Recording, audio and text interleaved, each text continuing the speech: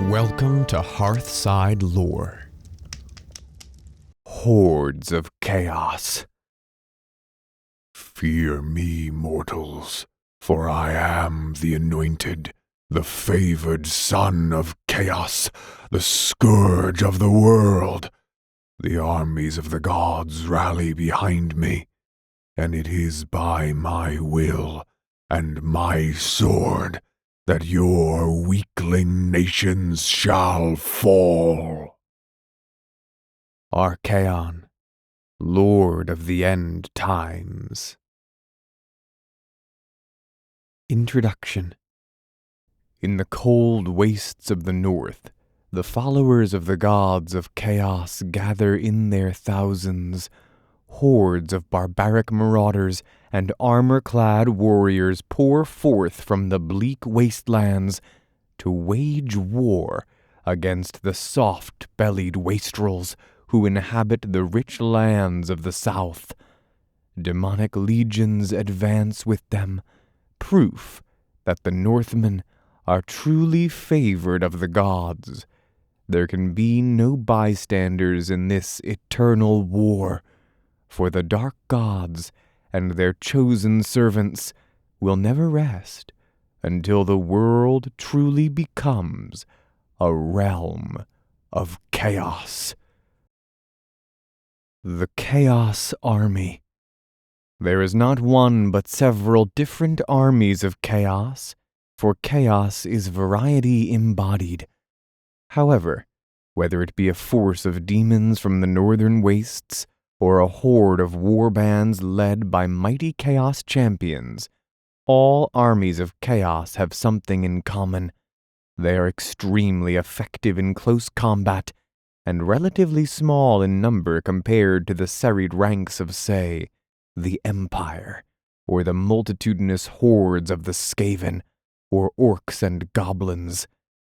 Chaos lords, greater demons, marauders, knights of chaos, bloodletters of Khorne, spawn of chaos, and many of the other varied troop types available to a chaos general, excel at smashing the enemy at close quarters, but are expensive in terms of cost. While the basic premise of a chaos attack is relatively straightforward, charge headlong at the enemy and break them in melee, there are many subtle variations, enabling a wide variety of tactics to be employed. Do you support your attack with fast-moving marauder horsemen and warhounds? Do you have powerful sorcerers who pound the enemy with magic before the attack hits home? Commanding a chaos army can be as simple or as complex as you like, from the most basic battle plan to complicated strategies that take full advantage of the eclectic mix of troops available to you. The Realm of Chaos. Far to the north of the lands of the Old World, the New World, and Cathay, lies the region known as the Realm of Chaos. It is the legendary home of the immortal gods, and so it is said, of infinitely worse things than gods, the numberless and nameless monstrosities that inhabit the eternal plains. In reality, it is this and incomprehensibly more besides. In terms of mere mortal understanding, the legend alone must suffice. Were a cartographer to take his compass and inscribe a circle about the globe's northern pole, its circumference lying upon the northern shore of the Sea of Claws, then this would serve to roughly demarcate the boundaries of the chaos wastes. As he approached the center of the wastes, a traveler would find himself laboring beneath a storm-shaken sky, a turbulent, broiling darkness pierced by lightning and blasted by roaring thunder. Here he would witness the rebellion of nature, where even the elements are said to be torn between the mortal and immortal worlds. Gargantuan pillars of black and broken stone stretch far to the left and right and beyond the horizon. These marker stones surround the angry blackness of chaos like gigantic teeth about the gaping maw of an impossibly titanic entity. Were our traveler to step over that boundary, he would not find himself lashed by storm or shrouded by night, but swallowed into a region of infinite space altogether removed from the mortal world, as words alone are incapable of describing that which lies beyond oblivion's veil. No more can mere mortal thought convey the weave in the fabric of the timeless multiverse. Thus we must leave our traveler at the gates of chaos, where we are unable to follow, even in our imagination. What we do know is that those who have taken that step remain forever afterwards haunted, and yet driven by an understanding denied to other mortals, for surely it was not meant for mortals to wander at will in the company of gods, and no one who dares enter their realm is ever quite as once they were. The power of chaos is to change both body and mind, as the power of fire is to burn and consume, and the winds that blow from that realm are not winds of air, but of pure sorcery, the vital and uncaring energy of transmutation. Northern tribes under the shadow of chaos. The Northlands.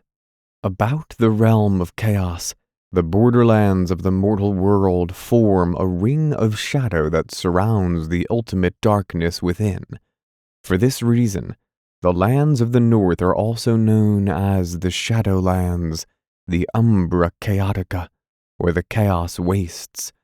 This broad region is part of the material world, but inevitably tainted by the close proximity of chaos. The realm of chaos radiates an intense and dangerous energy over the entire globe. This is the warping energy that wizards regard as the source of all magic. Lying close to the borders of chaos, the Northlands are unavoidably saturated with this energy, and only as the distance from the pole increases does the power of chaos gradually weaken. The men who dwell in the Northlands are, for the most part, barbarous and savage compared to those who live in the settled lands to the south. They are not physically unlike other men, and, in times of peace, merchants from the north can be found trading their wares in the markets of cosmopolitan cities, such as Marienburg in the west and Weijin in the east. Yet, in other respects, they are unlike other men, worshipping outlandish gods and living lives that are altogether harsher and more primitive.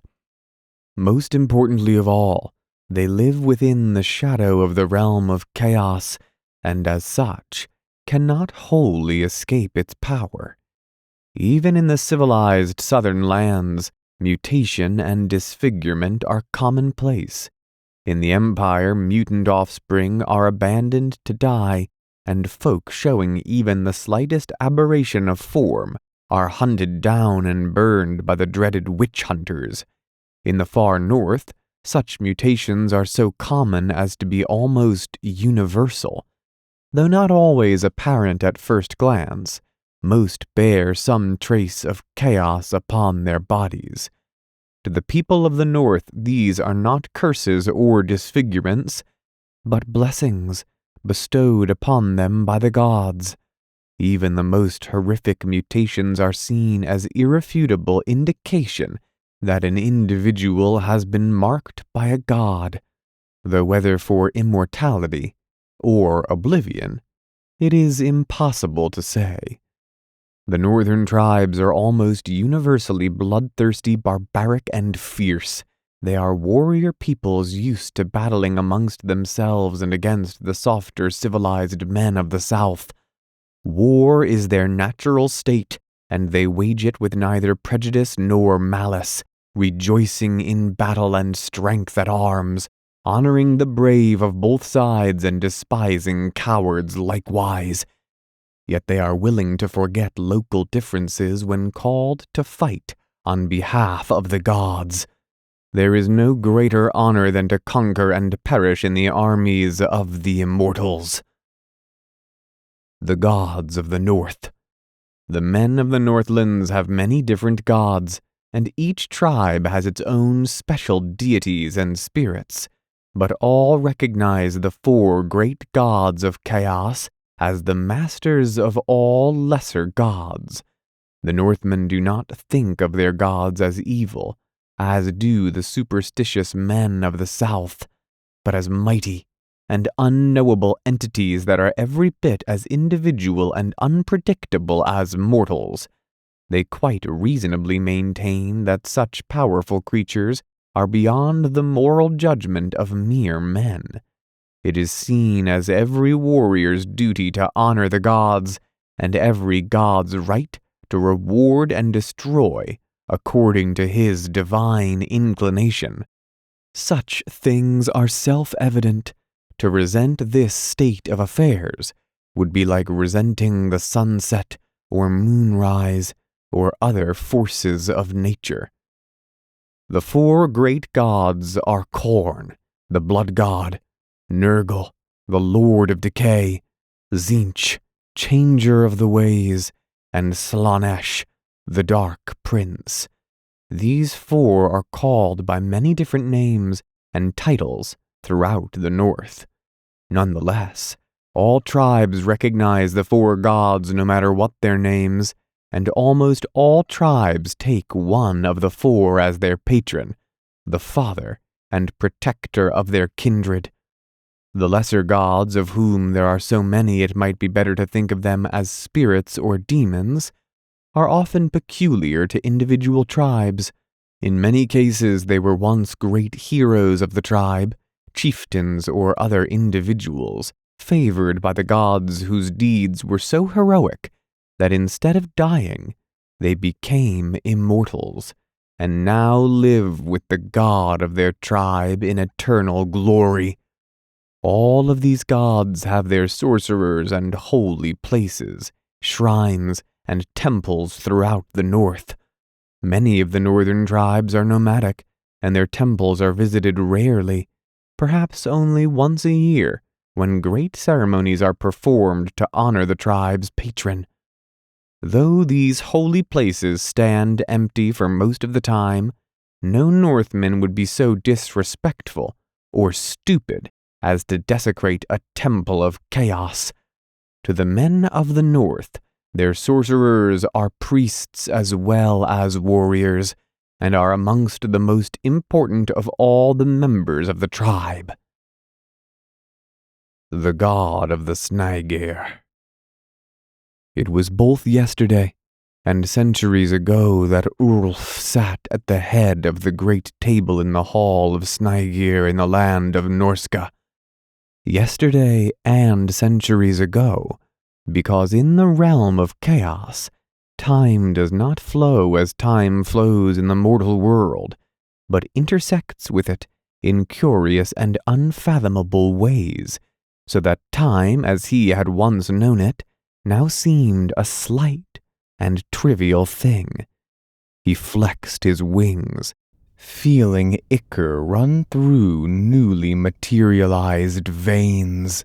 It had been centuries since he had felt a living pulse within his breast, or the sensation of his own lungs working upon the air, or perhaps it had been but yesterday, after all.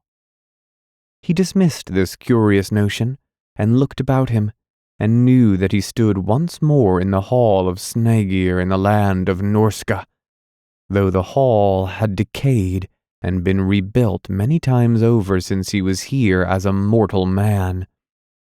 "What cause have you to bring me to the land of men?"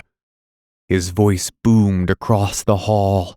Its inhabitants shrank back in terror at the inhuman sound, for his voice was that of a demon, not that of a man, and the voice of a demon reverberates in dark corners of the mind that might otherwise remain best undisturbed. Ulf looked around him and saw the ranks of warriors armed for battle, amongst their numbers 1 or 2 bearing the favor of the gods. His eyes fell upon the sorcerer who had made the summonation, and he reached out, feeling at once the bonds of magic that both held and sustained him within the runic circle. The sorcerer's eyes glimmered with ecstasy induced by the raw magic within his body, a body visibly marked by the passage of power and the favor of the gods. It was not the sorcerer who spoke now, but the tall warrior sat at the head of the great table, the chieftain of the tribe. It is Grydal, lord of the Snægir, who calls upon Ulf Demonkin. For tomorrow we ride to war, and under the moon time of Ulf, I ask for demon blessing. Ulf watched this man make his statement, as he had also made his statement so long ago, when he too was lord of Snægir. Or maybe it was not so very long ago, for this man Grydal had something of the look of Ulf's own son about him. Broad plaits of golden hair lay across his pale cheek, as Ulf's own hair had once done. Now Ulf's mane was burning flame, and his skin was black as coal.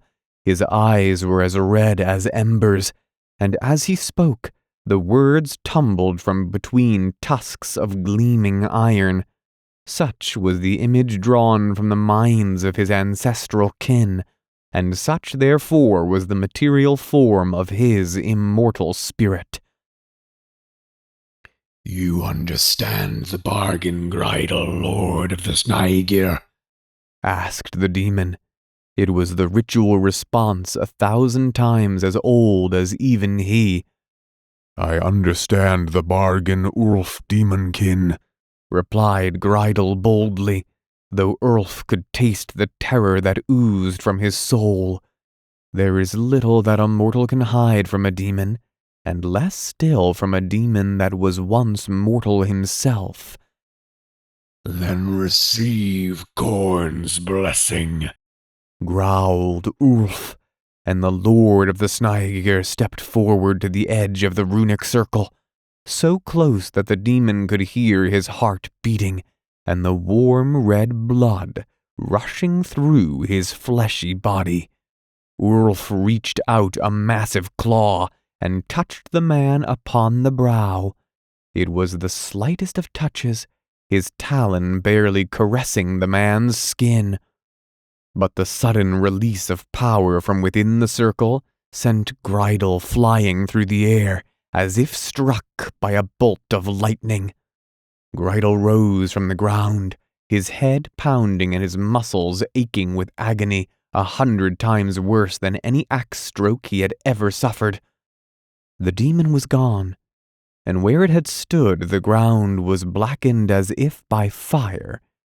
He was aware of a strong, bitter taint to the air that he had never smelled before.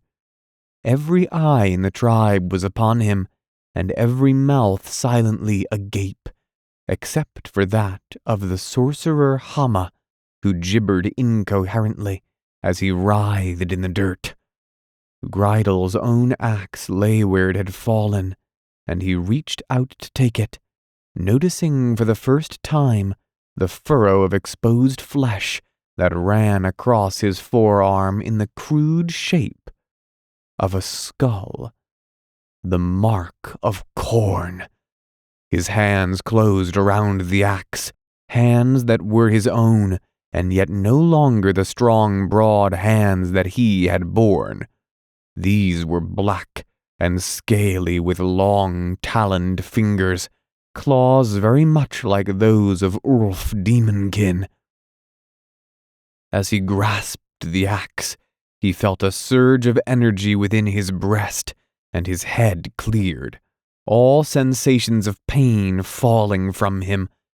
He rose to his full height, seemingly greater than before, and looked upon his warriors with a new confidence and new sense of purpose.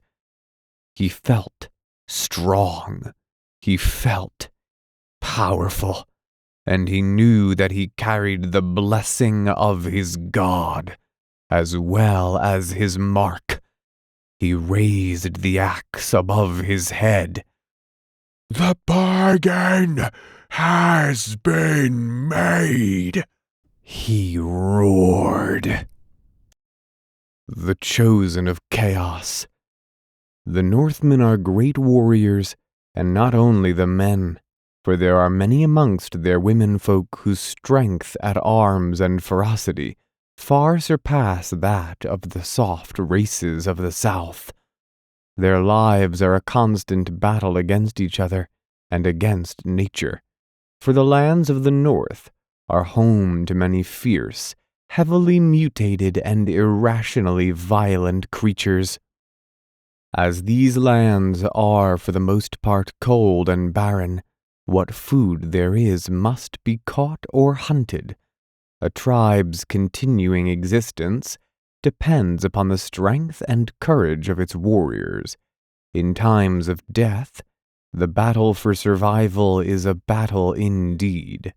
Thus it is the ambition of every young Northman to grow into a mighty warrior, and ultimately to face the judgment of the gods in a ceremony of summonation, or by traveling to the far north itself. If he survives this ordeal, he is judged to have been found worthy of his god's service and of his tribe's respect. He is said to have been chosen by the god. These exalted warriors have the highest status amongst their tribe. They often bear the mark of their patron god in the form of a prominent tattoo, the brand of a heated iron, or a pattern cut into their flesh.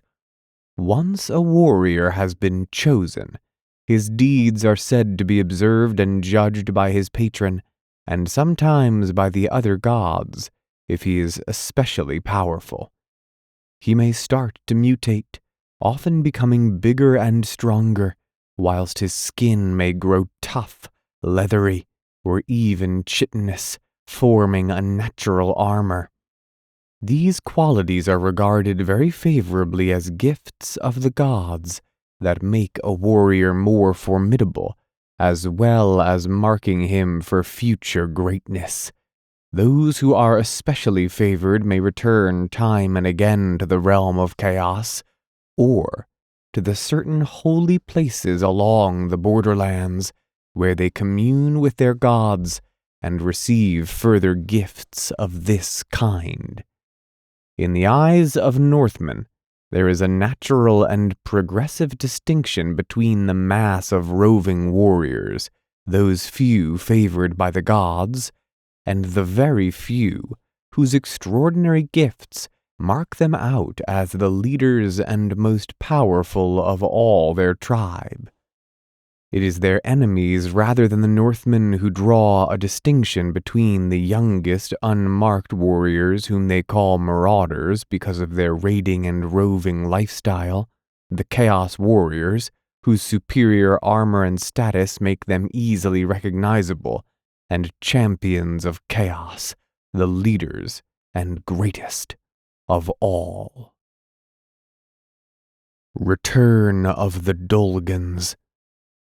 This year the pickings had been rich, and the tribe moved slowly, burdened with wagons and a long line of chained captives. Gurkhan drew aside from the column and watched as the horde moved steadily past him. The Dolgan riders were weighed down with booty, and their horses plodded onwards under the strain of saddlebags that bulged visibly with gold.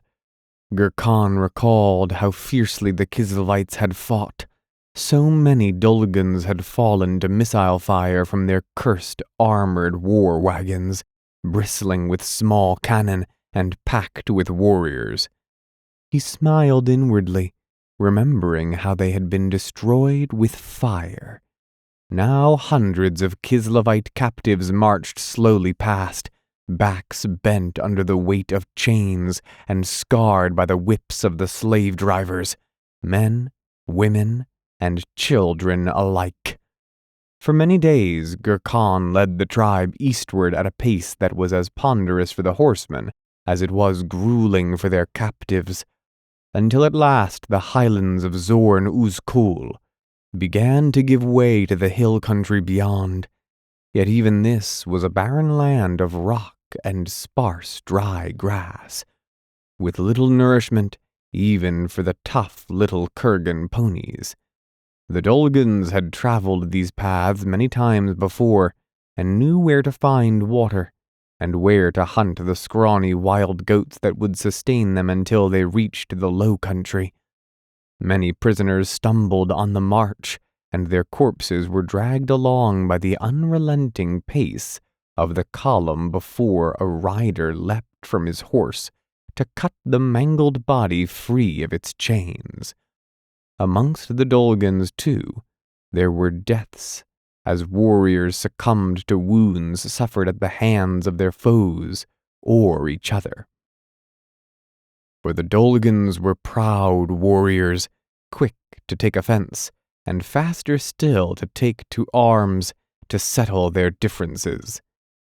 After many weeks, the tribe reached the head of a broad valley that Gurkhan knew well, a valley from the sides of which ran innumerable small streams that converged into a single fast-flowing water, stretching eastward and becoming a broad, dark river. From the valley top, the distant river could be seen twisting in the sun, and for many leagues beside its banks, the land shone with succulent green grass. This was the pasture of the Dolgans, a land of respite that would replenish the tribe's stores and fatten their horses before it was time to move on to winter grounds further south. Before they reached those pastures, though, there was a sacred duty to perform. Gurkhan sensed the growing excitement amongst his people as the moon grew dark and the appointed time drew ever closer. If the prisoners guessed anything of what lay ahead, they did not show it, but huddled in their chains and filth, mute and vacant like cattle.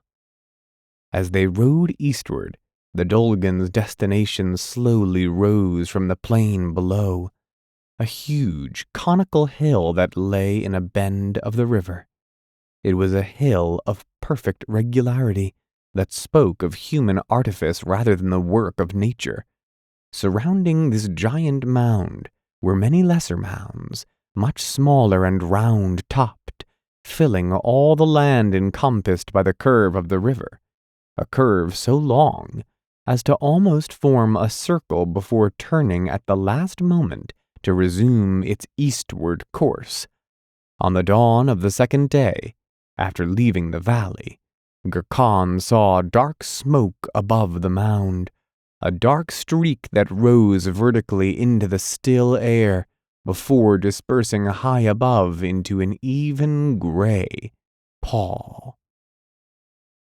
At the sight of this, the warriors cheered and hailed the gods with great shouts so that the prisoners cowered in their uncertain terror. Gurkhan smiled in his grim, inscrutable fashion, only too aware of the dangers and rewards that the coming ceremony would bring. For this was the culmination of the Dolgans' year, where a long night of reckoning would be made between tribe and gods. Sacrifices would be hurled upon the pyre that burned atop the great mound.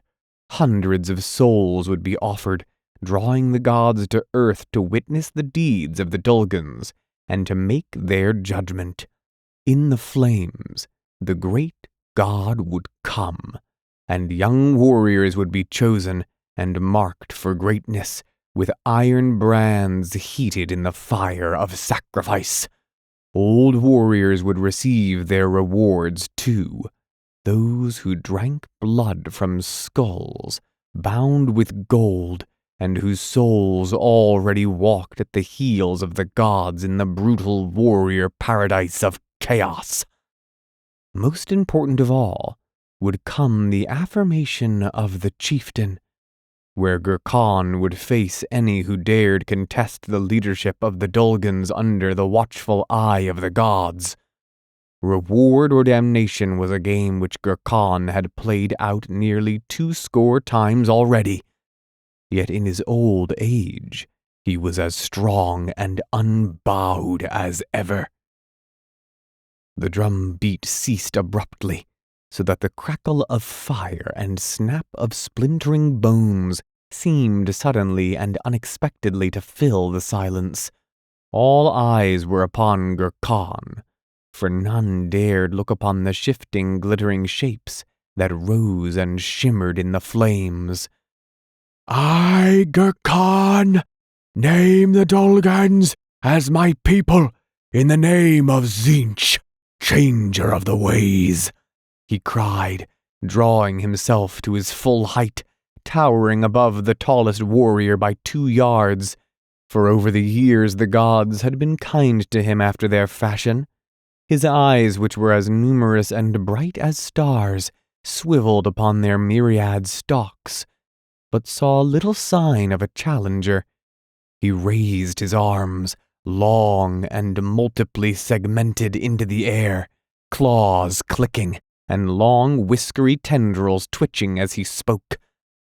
And suddenly, the flames blazed with a fierce and unholy joy, and a shape formed from pure fire, a shape reminiscent of Gurkhan himself in some strange, inhuman way. Words formed in the flames, and at that sound the Dolgans cried in pain and covered their ears, for the judgment of Tzeentch was ever agony to the ears of mortals.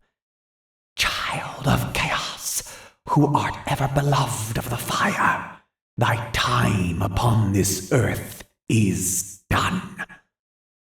At these words Gurkhan approached the flames, his segmented body glowing red before the gaping fire, his legs clawing uncertainly as if compelled by a will that was not his own. With a scream and a sudden hiss of vapor, he was gone, consumed by his god, whose image amongst the flames grew, if anything, to resemble the fallen leader even more closely.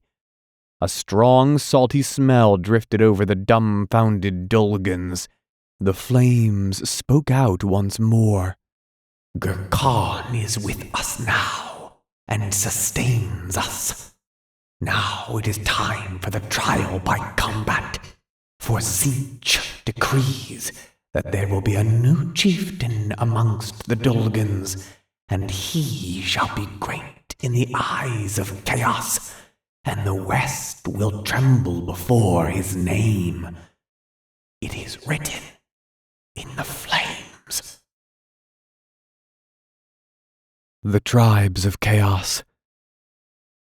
The Shadowlands that lie about the realm of chaos are home to many different tribes of men. Close to the borders of the realm of chaos, life is impossible. The land is too cold and the mutating power of chaos too strong. Nor is this borderland of fixed extent or uniform nature. The further from the pole, the weaker the radiant energy of chaos.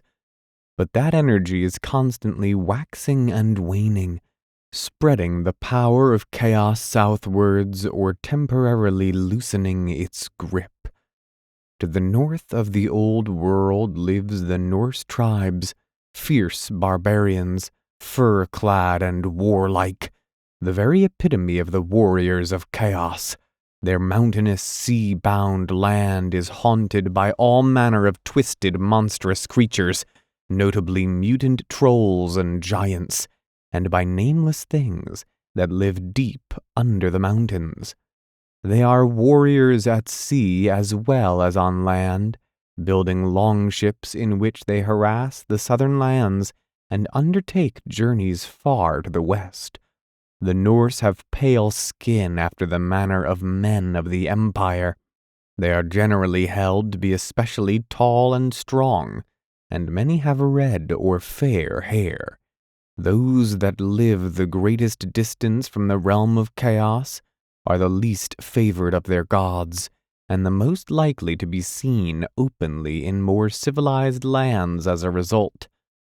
To the east of Norska lies the southern arm of the frozen sea, and east of that the northern wastes, stretching many thousands of miles to the distant ocean.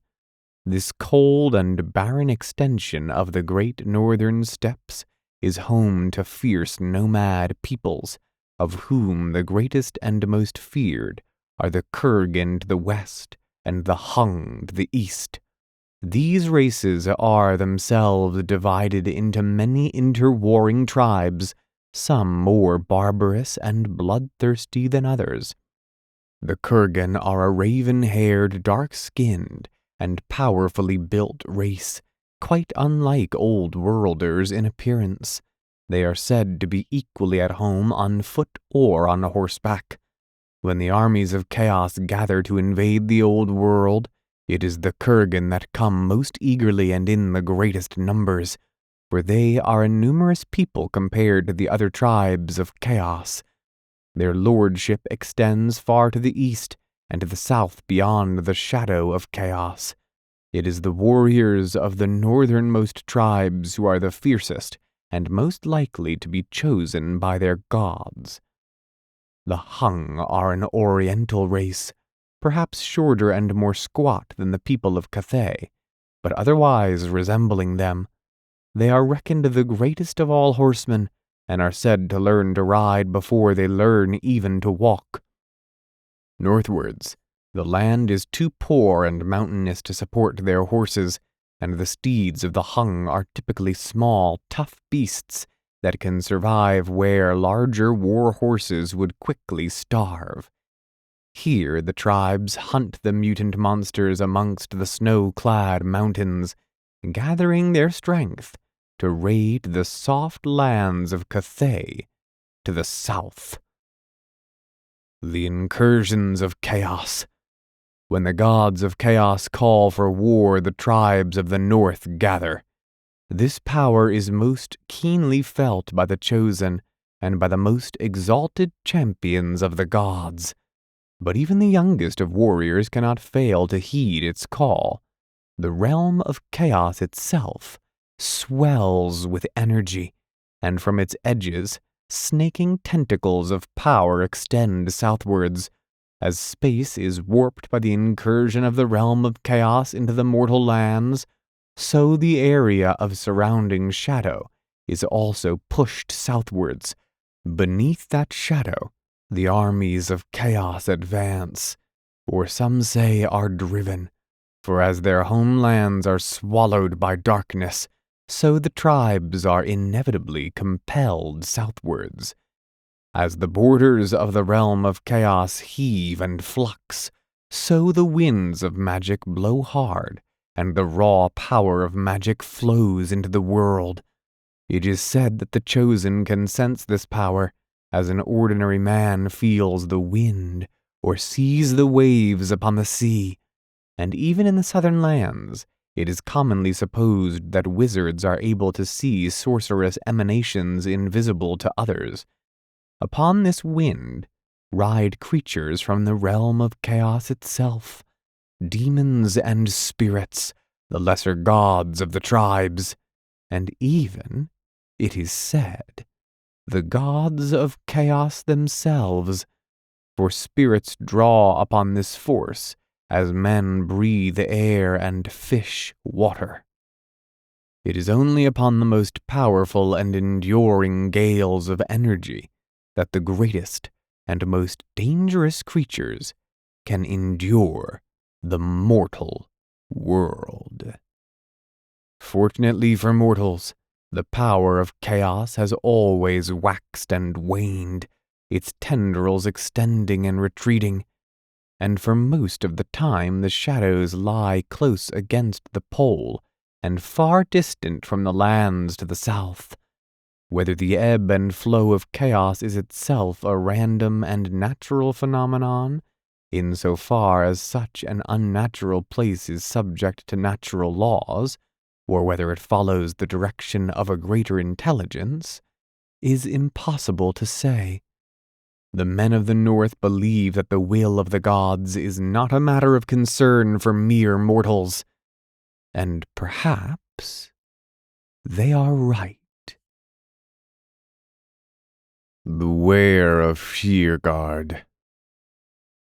Wilhelm Biel had seen much of the world, and though his primary interest was commerce, during his travels he had developed an enthusiasm for wonders both natural and man-made. In Bretonnia he had studied the ruins of elven cities that lay beneath the modern town of La Anguille. He had watched gigantic cephalopods in the Middle Sea, and seen Leviathan in the great Western Ocean.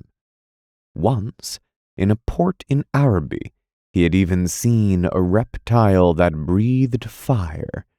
Much to his astonishment and the discomfort of his captors, now he had brought his ship northwards to the coast of Norska in search of amber and the fur of the fox, bear, and marten.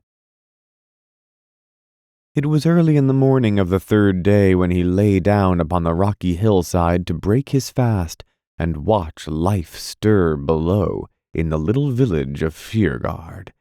His companion, a young Norseman called Halber, had spread out a handsome, thick fur for them to sit upon, and from a leather bag he'd produced a loaf of bread, cheese, and some strips of smoked meat that Wilhelm understood to be bear meat. As they ate and chatted, the people of Fjergard went about their early morning business. His own ship lay moored in the quayside, and thick-set Norsemen were already loading it with bundles of fur and small but heavy sacks that contained his precious amber. Down in the village, a herdsman noisily gathered his goats and drove them to the little meadow, whilst beyond them a hunting party made its way up the steeply sided valley. "Tell me, friend Halber," said Wilhelm, "each day now I have seen those women meet at dawn, as they do now, and having assembled together some dozen or so, carry laden baskets high up the mountainside, to what I perceive to be a cave somewhere in that black gully. Below them the group of women, mostly elderly but some young and with children amongst them, reached the foot of the mountain path. This was but a thin thread of grey against the dark rock, for Fjergard lay between the mountain and the sea, in a little strip of steep land. It was a typical settlement in this respect, for the whole coast was rocky, and in places the mountains fell sheer into the sea. Only in little bays such as this was it possible to build anything like a village, let alone a town. "They go to feed the were," replied Halber matter-of-factly. "Is it not so in your own town of, how do you say it, Marienburg?" "Marienburg is quite correct, but we have no creatures of that name. What manner of beasts are these were?" "No werkin," exclaimed Halber. "Or perhaps you know them by some other name in your land. The were are those of their chosen champions, whom the gods deem not yet worthy to join them as immortals. The werkin live deep in the caves until war comes, when they shall fight for one last time before rejoining the cycle of life." Halber could not but notice the expression of incomprehension on the Marienburger's face, and added, "It is no disgrace amongst us, you understand. Some are chosen for glory, and some are cast down. But even those cast down have been chosen, and when they are reborn, they shall be all the greater. It is better to be chosen than to live your whole life beyond the sight of the gods, is it not?" "But," asked Wilhelm, ignoring Hauber's question lest he risk offending the youth with views that regarded such beliefs as heresy. "Why do you confine these werekin to the caves? Are they dangerous?" "Indeed, yes. Though once they were men, now they are like animals in both thought and form. Their bodies grow large and distorted and hairy like beasts, or horny like a troll. Some grow snarling teeth like wolves or claws like the fierce Makarmaka that lives in the forest. Others grow scales like serpents or tails, or wings like bats on the moontide. They are monsters, and many die in battle before ever they return home, or else run blindly in their terror and perish in the wilderness. Yet some come home, and the womenfolk tend to them, their husbands and sons, for the bonds of kinship are strong, and the were do not attack their own." "These creatures which you call were sound like the mutants we call chaos spawn, for I have heard of such monsters in the armies of chaos." "Perhaps," replied Hauber cautiously. "The gods chose some for immortality, and some for oblivion. Is it not thus the whole world over?" "Nay," Wilhelm shook his head. "I have never heard such a thing in all my travels. No were, and no immortals either." "Then I pity you, and all the world," said Hauber earnestly, "that of all the races of men, the gods favor we Norse alone." Gods and demons. The gods inhabit a realm of pure energy and formless power that exists outside of space and time.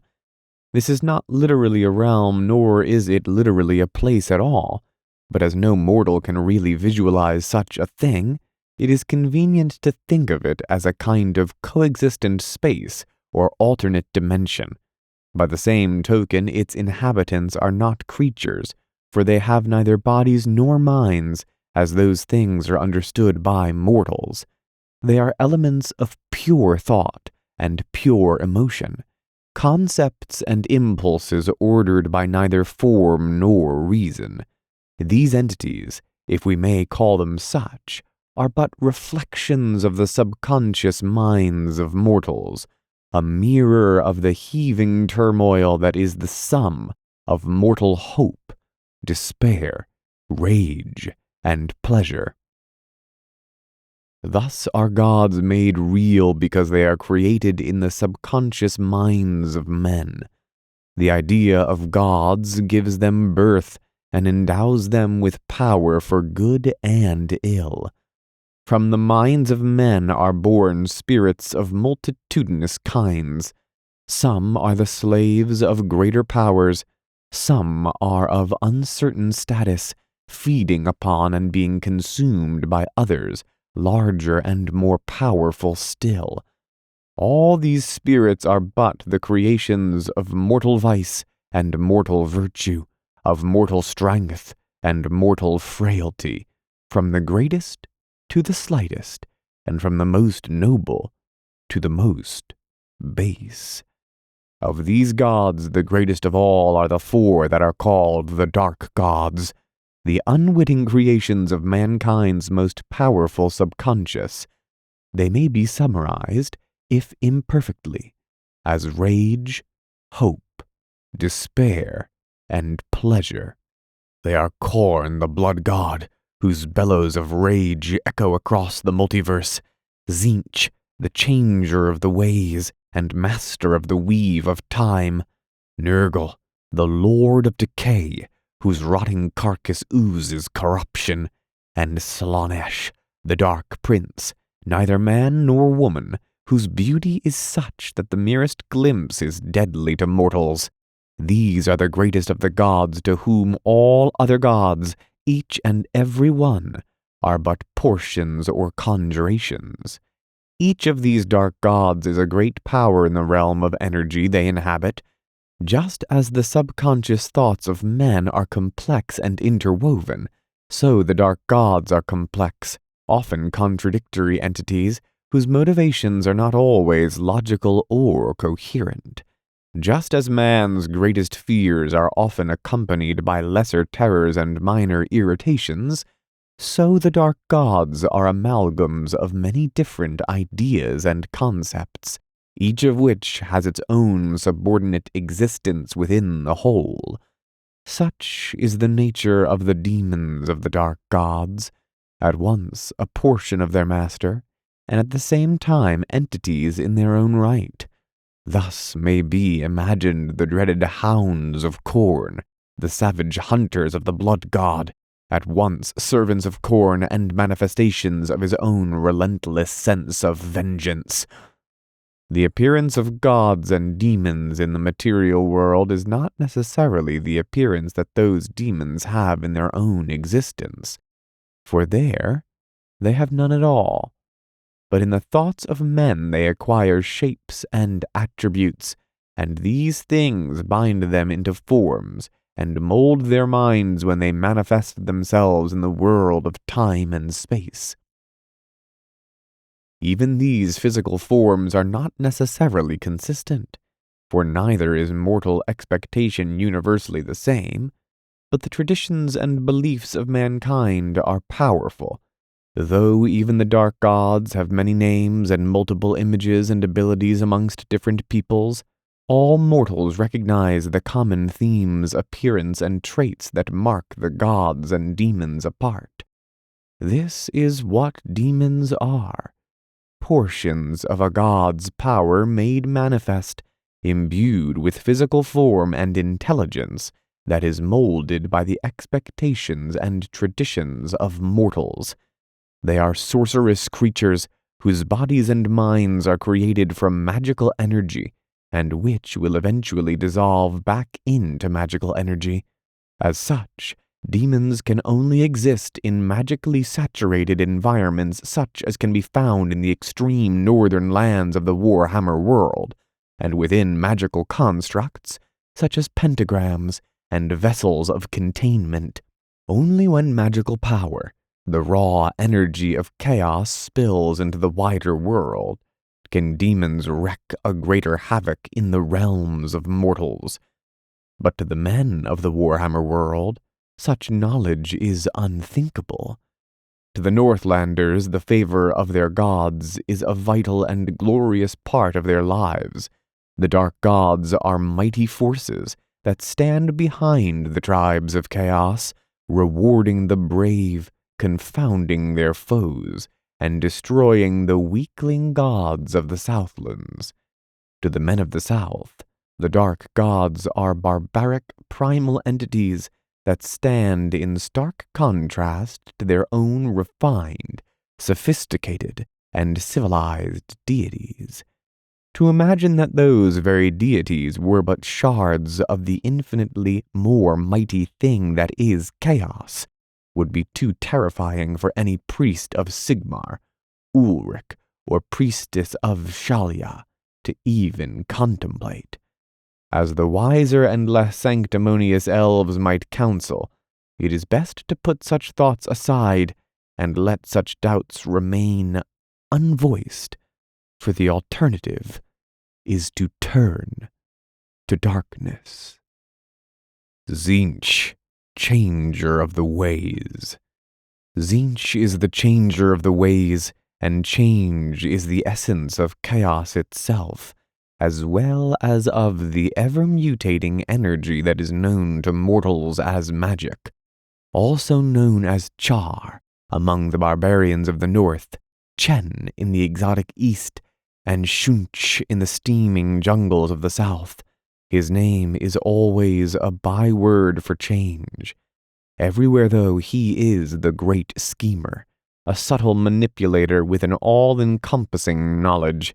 His plans are inevitably convoluted and vast, spanning across untold eons, inexplicable and contradictory to all mortal minds. He is the puppet master, pulling the strings of fate and controlling the destiny of his followers and enemies alike. Tzeentch does not have a single form, normally manifesting himself as a cloud of light that constantly changes color. His symbol is often a representation of the writhing serpent of change, and his demons and champions are frequently gifted with eerie bird-like beaks, claws, and multicolored feathers.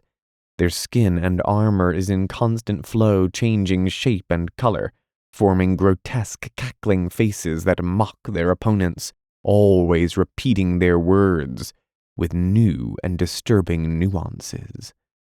Tzeentch gifts those who honor him with superior magical powers that they craftily use to bend reality to their will. Among the northern tribes, shamans pray to him, asking for predominance over the warrior chieftains and fortune in all their magical endeavors. Ultimately, they will receive the gifts of mutation far beyond others, or that when the time comes they will accept it with ecstatic abandon. In the Empire and the other kingdoms of man, worshippers of Tzeentch gather in secret covens by which they use every means to increase their own personal standing and to expand the influence of their patron. The ones who are most vulnerable to the lure of the great mutator are wizards, scholars, and other educated individuals who thirst for more knowledge and ultimately for power. These sects are normally led by a magister, the most powerful sorcerer among the members, and divided into many different levels of affliction. They are so secretive and complex that the only one who knows the identity of all the cultists is the magister himself. Few of the followers of Tzeentch can reach the end of the long road that leads to the title of champion, but those few become the most awesome of all champions of the dark gods. They are blessed with both exceptional warrior skills and the mighty magical powers of the Lord of Magic. This deadly combination makes them very dangerous foes, cunning leaders, and awesome warriors who command their armies with unerring prescience. How is it possible to defeat an opponent who seems to know your every move in advance? Khorne, the Blood God. Khorne is the Blood God, the Lord of Skulls, also known among many of the northern tribes as Arkar or Karnoth, as well as a myriad other names. He is perceived as an angry, raging god of bestial strength and merciless battle prowess, who rewards bravery, might at arms, and conquest. In the few depictions of Khorne that exist, he is represented as an overly muscled, beast-headed being, sitting on a massive brass throne atop a mountain of skulls, said to be the skulls of those slain by his champions, as well as the heads of his followers who have fallen in battle. Chained to his throne are flesh hounds, and it is written in dark texts that a follower can call upon Khorne to let loose these merciless hunters upon a foe, in particular those craven enemies who refuse to fight in open battle. There are no temples to Khorne, and few true ceremonies in his name, for he is the god of war and is worshipped on the battlefield. The only known dedication is the bloodthirsty battle cry roared by all his followers. Blood for the Blood God. In the wider world beyond the chaos wastes, some worship the god Cain, Lord of Murder, though whether the elven god Cain is Khorne by another name, or a lesser power in his own right, is debated over by scholars inclined to such heretical and dangerous subjects. Khorne despises spell casting and magic in general, although magical weapons and armor that aid the slaughter in his name are a different matter. There are no wizards dedicated to Khorne, for a champion of Khorne is the embodiment of the warrior who battles his enemy face to face, rather than blasts his foes from afar with magical bolts. Axes are favored weapons of Khorne, and another common mark worn by his followers is the collar of Khorne, a massive studded ring clasped around the neck in imitation of the collars worn by the flesh-hounds. Champions of Khorne are unpredictable fighters, for they believe that a day gone by without a death in Khorne's name is a day wasted. For this reason, they are as likely to attack friends as much as foes, particularly when true enemies are hard to come by. Khorne's champions are highly competitive, and unless they believe that their god has brought them together for a grander battle to come, when two champions meet, it almost inevitably ends in bloodshed, and the death of one or both of them. Nurgle, Lord of Decay. Known also as Nurglich, Onagal, Neaglin, and by many other titles, Nurgle is the Lord of Decay. It is he who unleashes famines and pestilence upon the world, and so it is to Nurgle that mortals turn when they wish protection from the ravages of disease, age, and the inevitable decline brought by the passing years. When the crops are spoilt, when a child falls feverish, and when wounds begin to fester on the field of battle, supplications are offered to Nurgle for him to stay his hand. To his followers, Nurgle appears as a massively bloated creature, festering with boils, poxes, and surrounded by a dark cloud of flies, each of which carries the symbol of the god upon his carapace. His skin is rent and torn, and from his exposed guts spill the Nurglings, the spiteful mites of Nurgle. Nurgle is said to delight in every new pox, every unique rash and blister, and of all the gods takes the most interest in the plight of his mortal followers. Nurgle is portrayed as a kindly, almost jovial god, known often as Father or Grandfather Nurgle. While foolish non-believers may moan and gnash their teeth and pull their hair when plagues sweep the lands and villages and towns tumble into ruins, those dedicated to Nurgle laugh to see the great works of their master.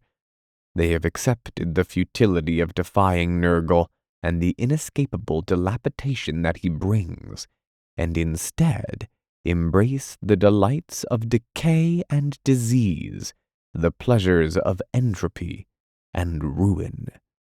He bestows his gifts of pestilence and decay with a generous spirit. Nurgle's champions, ravaged by disease, are themselves protected from such plagues, for they become inured to the pain and discomfort, and while their bodies may corrupt, the spirit of Nurgle sustains them when lesser mortals would die. Thus the champions of Nurgle can endure wounds and afflictions that would cripple others, and yet still fight on in his name. They are horrific to look upon, more so even than other champions of chaos, for their peeling flesh, their stomachs bloated with corpse gases, and their charnel stench is a reminder of the fate that awaits all living creatures. Slaanesh, the Dark Prince. Slaanesh, the Dark Prince of Chaos, is the youngest of the four greater chaos gods, known under a multitude of names, including Shor-Nal and Lan-Shor. The Lord of Pleasure is patron of all things beautiful and seductive. Master of excess and creative power, his realms of influence include music, art, and passion, the embodiment of indulgence in all its forms. Slaanesh's allure is highly addictive, and those who follow him are quickly overcome by the seductive vices of pride, arrogance, and excess. Divinely beautiful and alluring, Slaanesh is portrayed as exuding a palpable and irresistible charm. Slender, long-limbed, and elegant, the god is completely androgynous and defies the natural order of the world. He teases the souls of his enemies from their bodies as they gaze with adoration and longing into the hidden depths of his lustrous eyes. Slaanesh in his many guises is honored all through the Northlands, as well as within the Old World. The tribesmen of the North seek the favor of Slaanesh for personal gain, for the Dark Prince of Chaos has it within his power to instill his followers with a portion of his radiant glory, ensuring that mere mortals will fall at their feet in devotion. In ages past, a faction of the elves of Ulthuan fell into perverted worship of the Lord of Pleasure, and this is what is rumored to have brought about the great division of that noble race. In hideous covens within the hearts of the greatest of cities and throughout the decadent upper classes of society, secretive cults thrive. How many have inadvertently slipped into the tender embrace of Slaanesh as they succumb to the sins of self-indulgence? How many great leaders of men have turned to the Dark Prince of Chaos to secure their position, or to gain the support and respect of their fellows? Slaanesh hungrily preys upon these mortal weaknesses and delights in the devotion that is heaped upon him. Champions of Slaanesh are majestic, charismatic leaders who are adored by their followers and attract large war bands. Such adoration is easy to embrace, and as the champions become more absorbed with his goal, he becomes more distant from his followers, his aloofness and otherworldly persona only fueling their adoration. The glories of Slaanesh are great, and Slaaneshi champions are immensely proud of the gifts bestowed upon them by the Dark Prince. Bathing in the praise heaped upon them by lesser mortals, they are imposing individuals with an allure and attraction that goes beyond mere physical beauty, and move with effortless grace and exquisite precision. The sheer presence of a champion of Slaanesh is inspiring. They are surrounded by an aura that delights others and drives them to acts of great loyalty and sacrifice. They become removed from mortal concerns, so that pain, fear, loyalty, and humanity are left behind, leaving them entirely focused on achieving their own ambitions. All other creatures become subservient to the will of the champion, there merely to give adulation or be destroyed. The followers of chaos, warriors of chaos. Amongst the Northmen there are those who feel the pull of chaos stronger than others. Their gods call to them. Such gifted men and women are said to tread the path of the gods, and head in search of glory, power, and ultimately immortality. Once a warrior starts to tread this dangerous road, it can end only in 3 ways, for there is no turning back.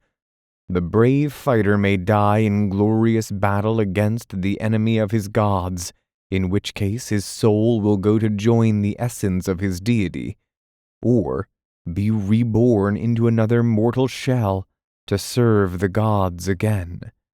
The chaos power coursing through his body may overcome him, and he becomes a deformed monstrosity known as a spawn of chaos. Alternatively, if he is strong enough, if he has strength of mind enough for the hard battles ahead, he may well achieve the goal of demonhood and be blessed by the gods with great power and everlasting life. Warriors of chaos are awesome fighters, raised from strong Northman stock, their skills honed over the years by constant battle amongst themselves and against other races. They are held in fear and awe by the tribes of the North, and have great respect and authority amongst the tribes. More favored even than this elite are the chosen of chaos, whom the gods have marked out for greatness. The chosen of chaos have physical manifestations of their god's power, their bodies warped and strengthened by mutation. Chosen are ferocious fighters, towering above normal men, with chaos-infused muscles. Sometimes even sprouting massive claws, wolf-like fangs, and many other alterations and gifts of the gods. Warriors of chaos who leave their people gather together in war bands, led by the strongest among them, the true champions of chaos. These war bands roam the lands, butchering and pillaging, fighting the war bands of other champions to prove their worthiness to their chosen gods. In this way, the strongest survive to serve their gods, while the weak fall by the wayside, as has been the tradition in the North for untold generations. When a champion of chaos becomes particularly powerful, his strength of mind and might at arms will be sufficient to forge an army, gathering together other champions and their war bands from across a wide area, their common dedication to chaos and their lord's own indomitable personality, pushing aside their mutual enmity, for a short time, at least. From the harsh snowlands they come. Blonde of hair they are, and blue of eye, and tattooed upon the arms and face and chest. Others are raven-haired with cruel sneers, delighting in the pain and misery they herald. From the north and east come these savage marauders, with slavering dogs on whipping leashes. Their eyes are mad with bloodlust, for blood they thirst for, driven forth on the whims of the gods they seek to appease. Clad in but few garments, and wielding clumsy and brutal axes and maces, they rage against the civilized lands of the south, burning, pillaging, looting all before them to offer up as sacrifice to their uncaring masters beyond the gate of hell in the northern wastes. The Liber Chaotica, penned by Richter Kless, priest of Sigmar, declared insane. Chaos Marauders. The tribes of Northmen that flock southwards with any chaos invasion are known amongst those unfortunate enough to be in their path as marauders. When not invading in such force, numerous bands of marauders mercilessly pillage the farmsteads and villages of the Empire and Cathay. Chaos marauders are natural fighters, born in hardship and forged by a life of battle. They look upon Southerners as cowardly weaklings, no more suited to the battlefield than a newborn babe. Marauder tribes are spread across the north of the world, some of them in rough settlements of log and stone, particularly in the snow-swept land of Norska. When the shadow of chaos spreads, the Norse leave their homes in force, guided by their gods, and join the warriors and knights of chaos as they rampage south.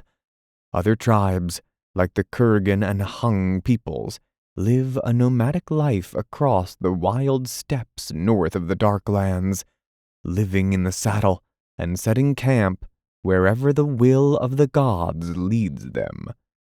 Some tribes of marauders hold horses in high esteem, while others regard them with fear and suspicion.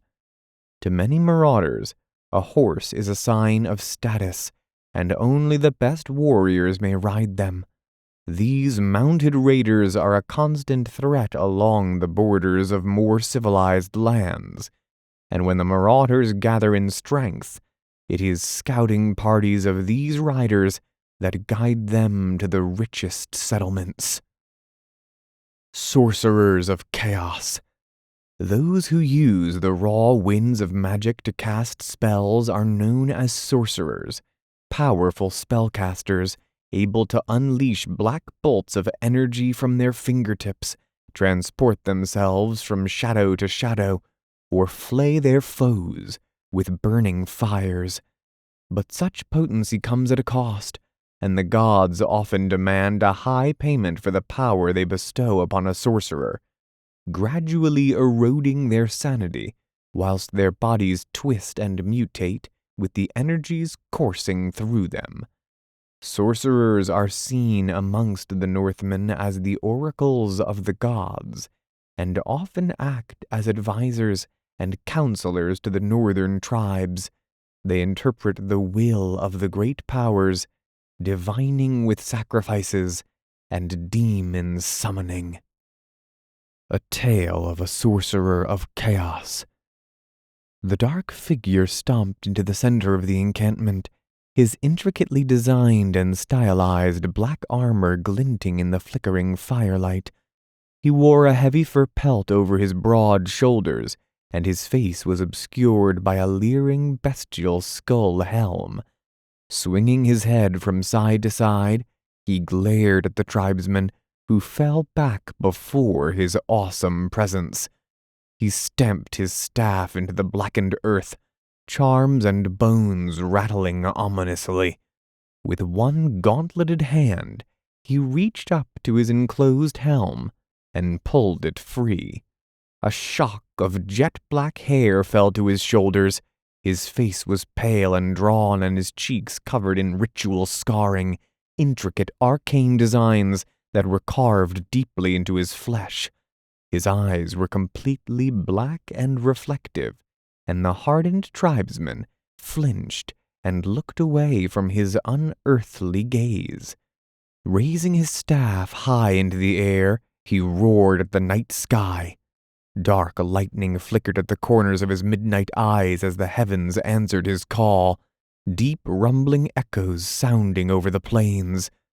The darkness gathered around him like a whispering cloak, shadows coiling out from the surrounding gloom to hover behind him. The twisting blackness reached out with amorphous tendrils, their icy touch sucking the warmth from the warriors' bodies and making the fire shrink out of existence.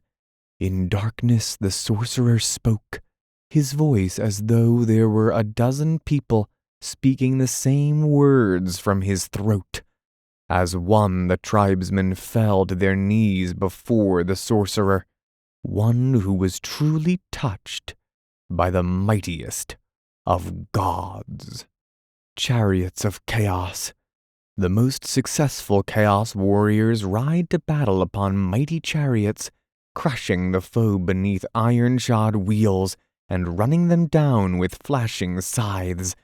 A heavy chariot at full speed is a devastating weapon, combining a bone-splintering impact with the flailing hooves and fangs of the creatures pulling it and the hacking and slashing of the warriors on board. Chariots are more than just a machine of war. They are a symbol of status and power. Quite often a champion will ride to battle upon a chariot festooned with icons and banners, proclaiming his victories and allegiance. Beasts of Chaos. Spawn of Chaos. A champion who is visited by too many gifts of the dark gods eventually succumbs to madness and mutation and becomes a spawn of chaos.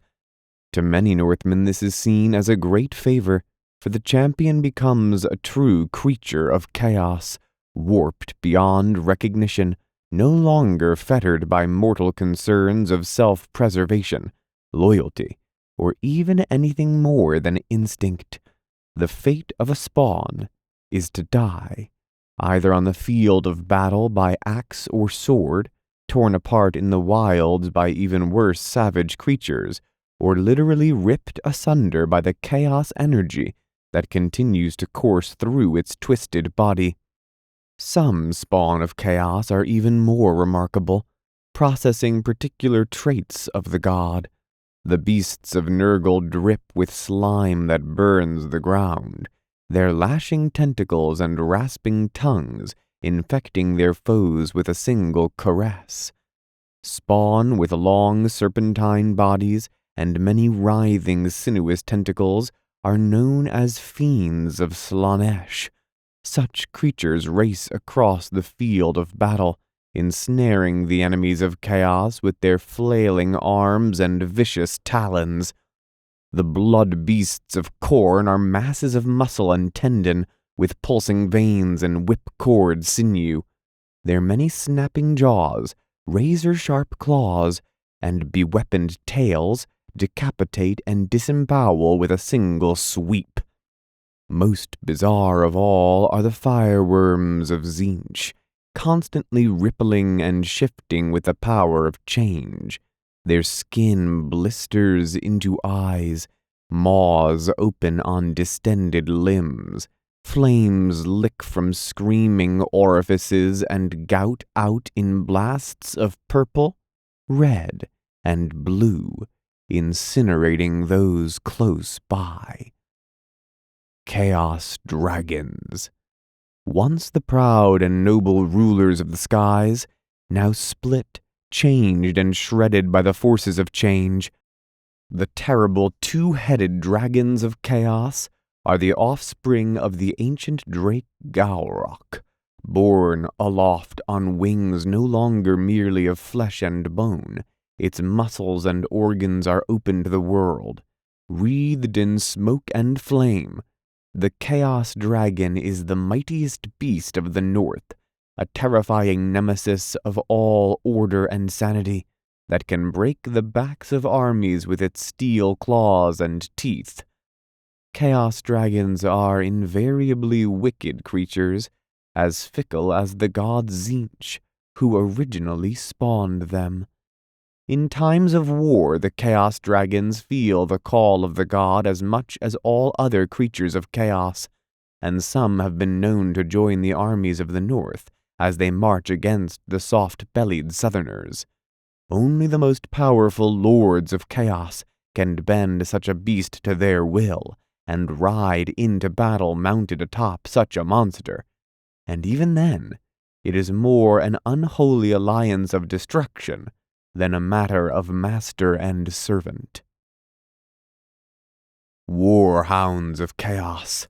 Many Northman tribes breed and train massive hounds for a variety of purposes, such as hunting and sport.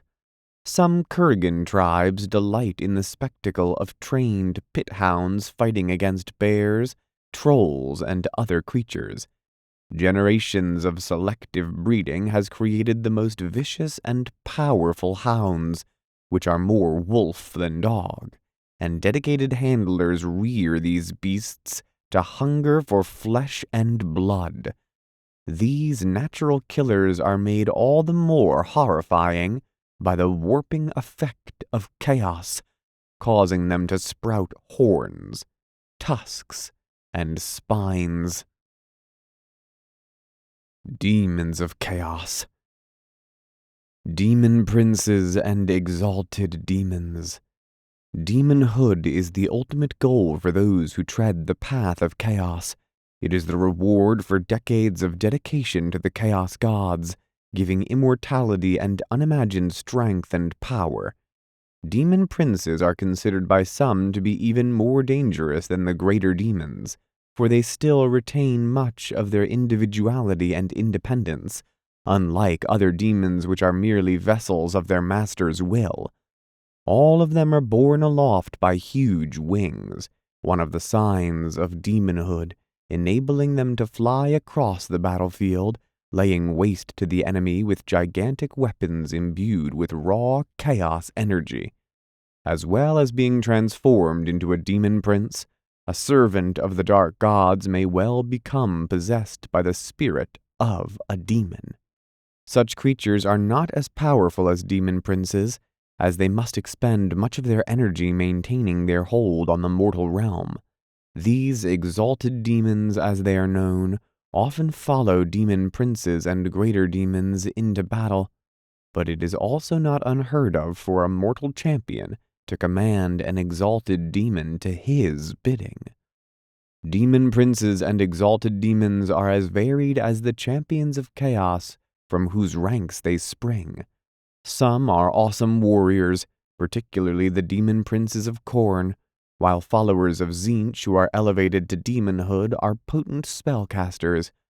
As they stand on the borders between mortal and demon, demon princes are known to command legions of either men or demons. Some demon princes leave behind their mortal followers and lead the demonic hosts from the realm of chaos, sustaining them with their own unnatural energy. Others continue to lead their warband, who view their great leader as a demigod, which is not far from the truth. In fact, some of the oldest and most powerful demon princes are worshipped as deities in their own right. They become local gods for villages and tribes, acting as intermediaries for their patron deity. Their words and deeds are treated as the words and deeds of the dark gods themselves. But powerful as it may be, only a foolish demon prince thinks itself mightier than the gods themselves. A Tale of a Demon Prince. The fell demon lashed out with its dark blade, cutting down another warrior with a powerful blow that sliced through the puny mortal's steel armor with ease. The two halves of the man fell to the ground, blood fountaining in all directions. The demon roared its pleasure as the blood flowed over its rippling muscles, a cry that was mirrored by thousands of its demonic kin bathing in the joy of the slaughter.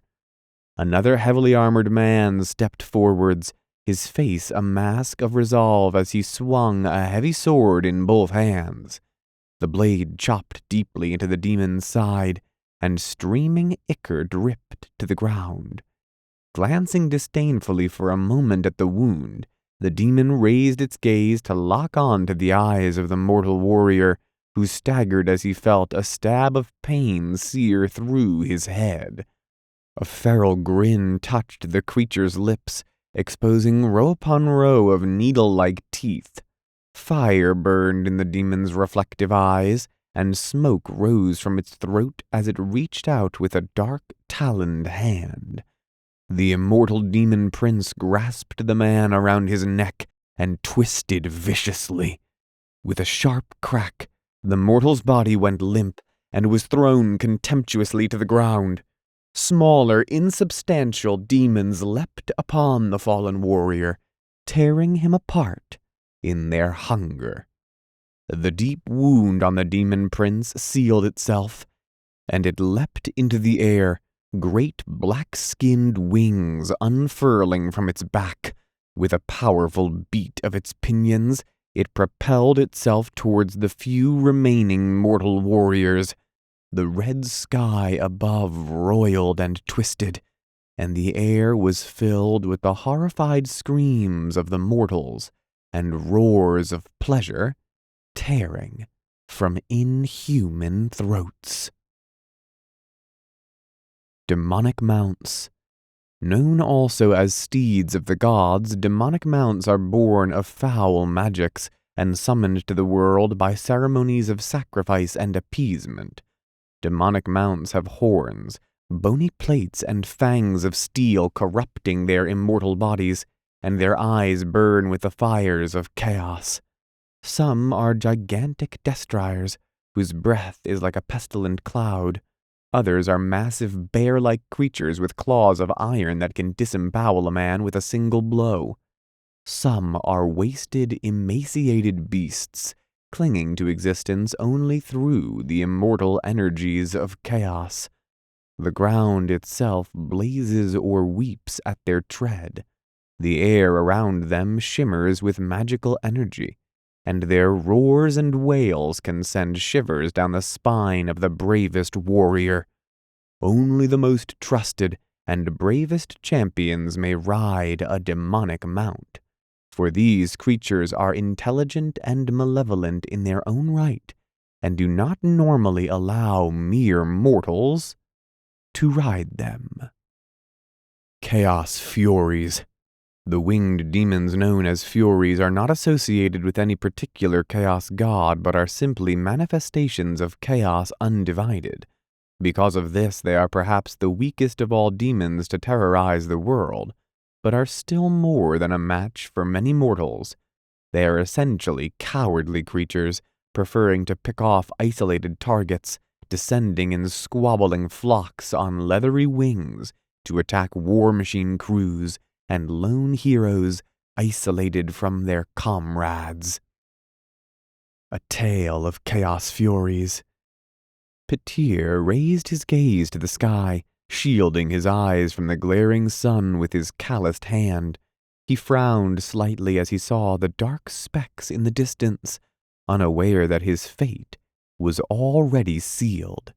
He clicked his tongue, urging the pack mules forwards. Glancing up again moments later, he saw the dark shapes had resolved into speeding, unnatural forms, descending on leathery wings. His mules bucked and whinnied in terror as the hellish furies descended. Yet Petir found himself unable to move, his heart frozen in stupefying fear, even as the creatures ripped apart first his animals, then himself, limb from bloody limb. Bloodthirsters of Khorne. A greater demon of Khorne is known by many names. It is the Blooded One, the Lord of Skulls, the high-handed slayer, war-given form. Most commonly it is as the Bloodthirster that it is known. Monstrous in its size, the demon sweeps all before it with a rune-forged axe of screaming death, lashing the souls of its foes with a whip that burns with the fires of hell. On giant pinions, it soars across the battlefield, bellowing with immortal rage. Their bloodlust extends far beyond mortal comprehension, and they will attack anything within their reach with incredible ferocity. They do not know fear, other than of their dread master Khorne, and charge headlong into the foe, regardless of the cost or consequence, although the usual consequence is the deaths of those who stand before them rather than flee. Bloodthirsters are walking demigods of death, and their mere presence drives their mortal and demonic allies into a frenzy. They are hate-filled creatures who bellow and scream challenges to their mortal adversaries, and few are the heroes of the world who can stand up to them and live for more than a heartbeat. But the call to battle is never silenced for a bloodthirster, no matter how many skulls are laid at the foot of Khorne's throne, no matter how many souls are severed from their weak mortal bodies by axe and whip.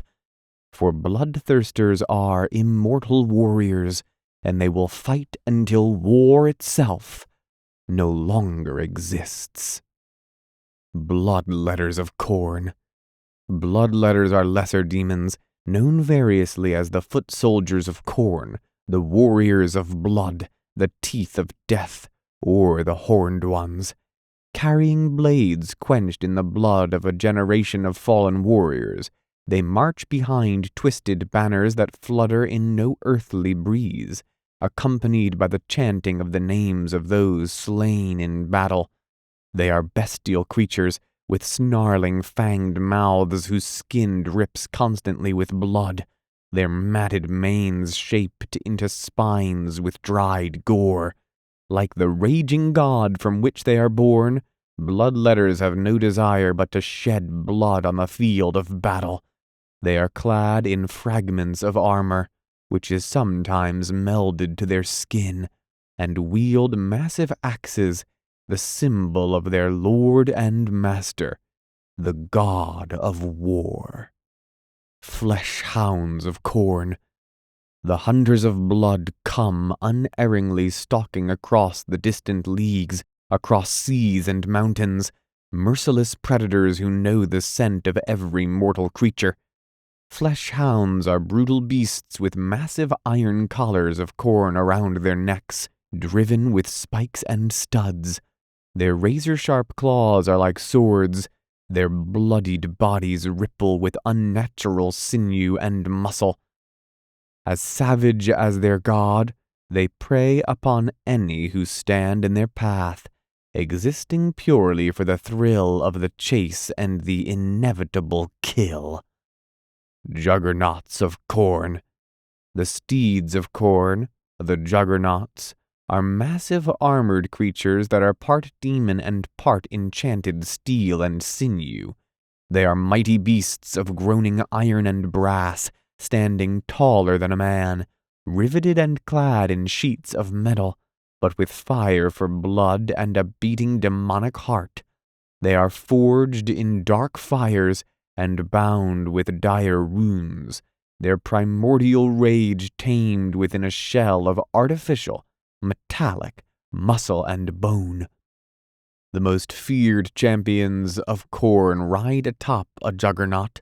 The charge of a juggernaut causes the ground itself to tremble, and few can stand before such an unholy union of awesome warrior and unnatural mount trampling into their midst.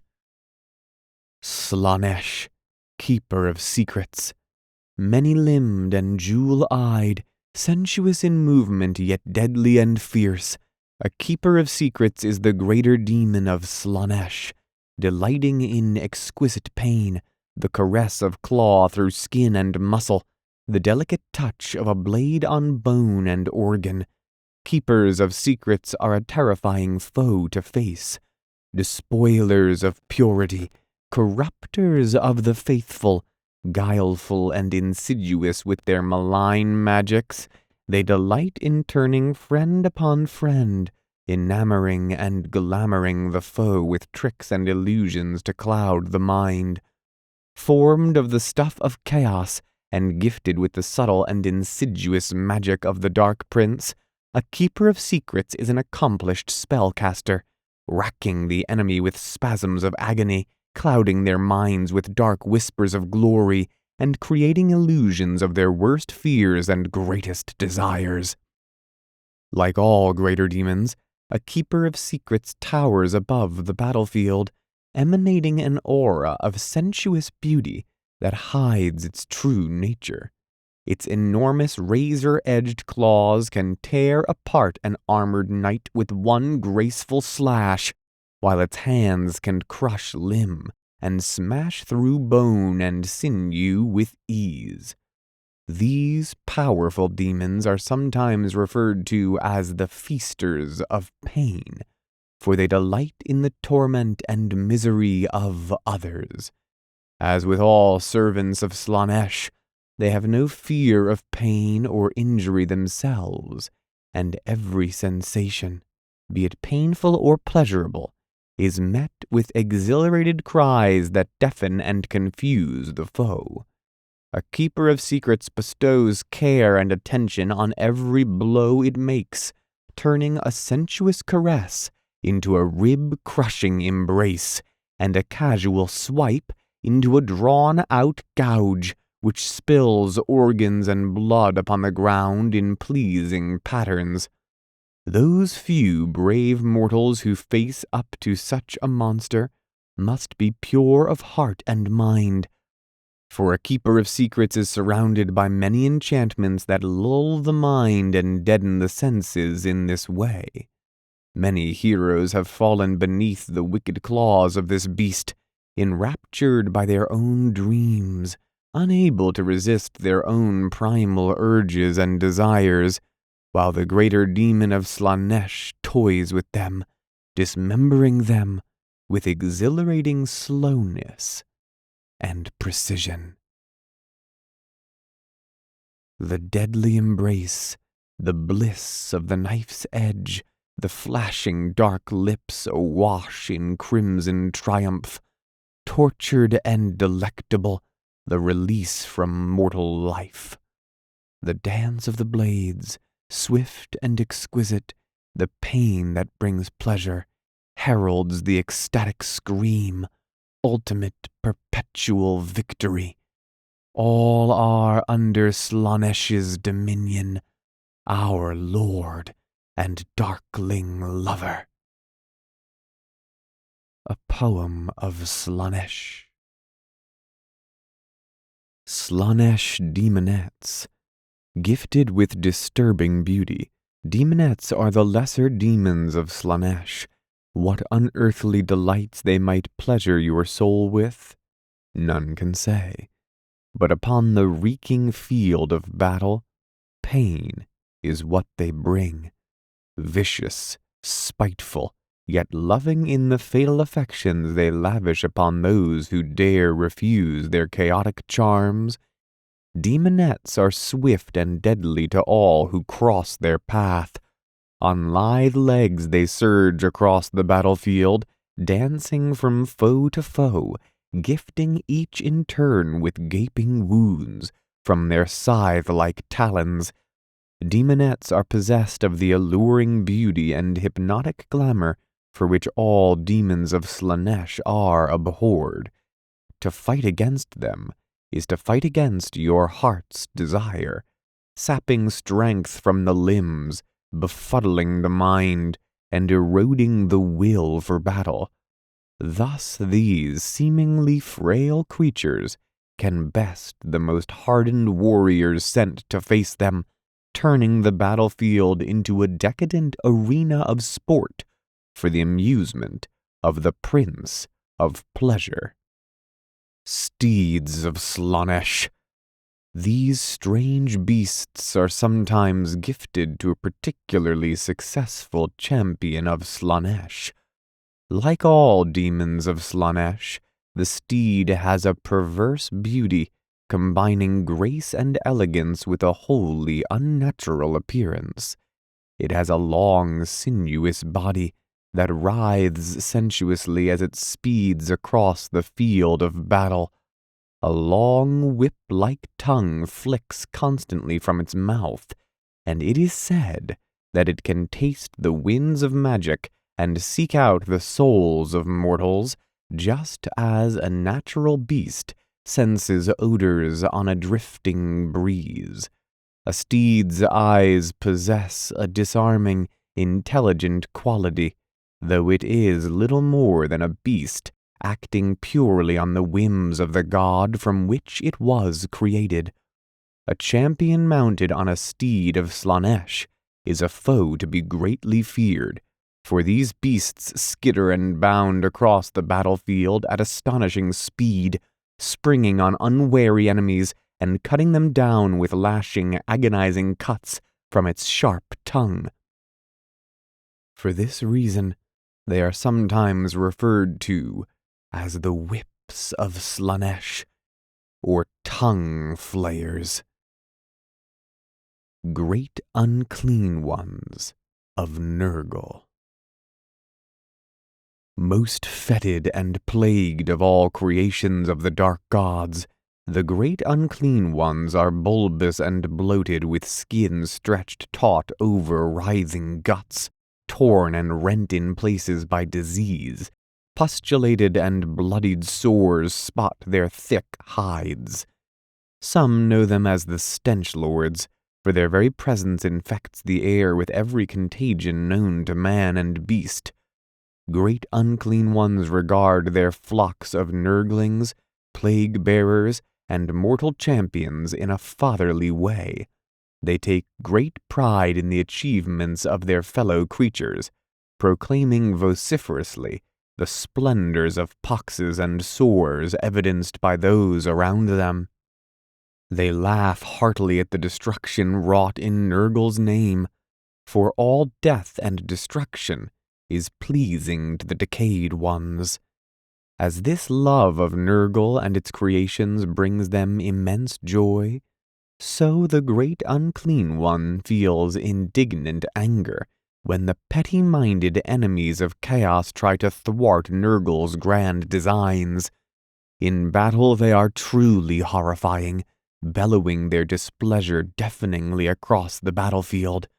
They lay about their enemies with mighty swords of corrupted iron, and butcher their way through opposing armies with swings of their great plague flails that smash through the foe, as unstoppable as the inevitable march of decline and decay itself.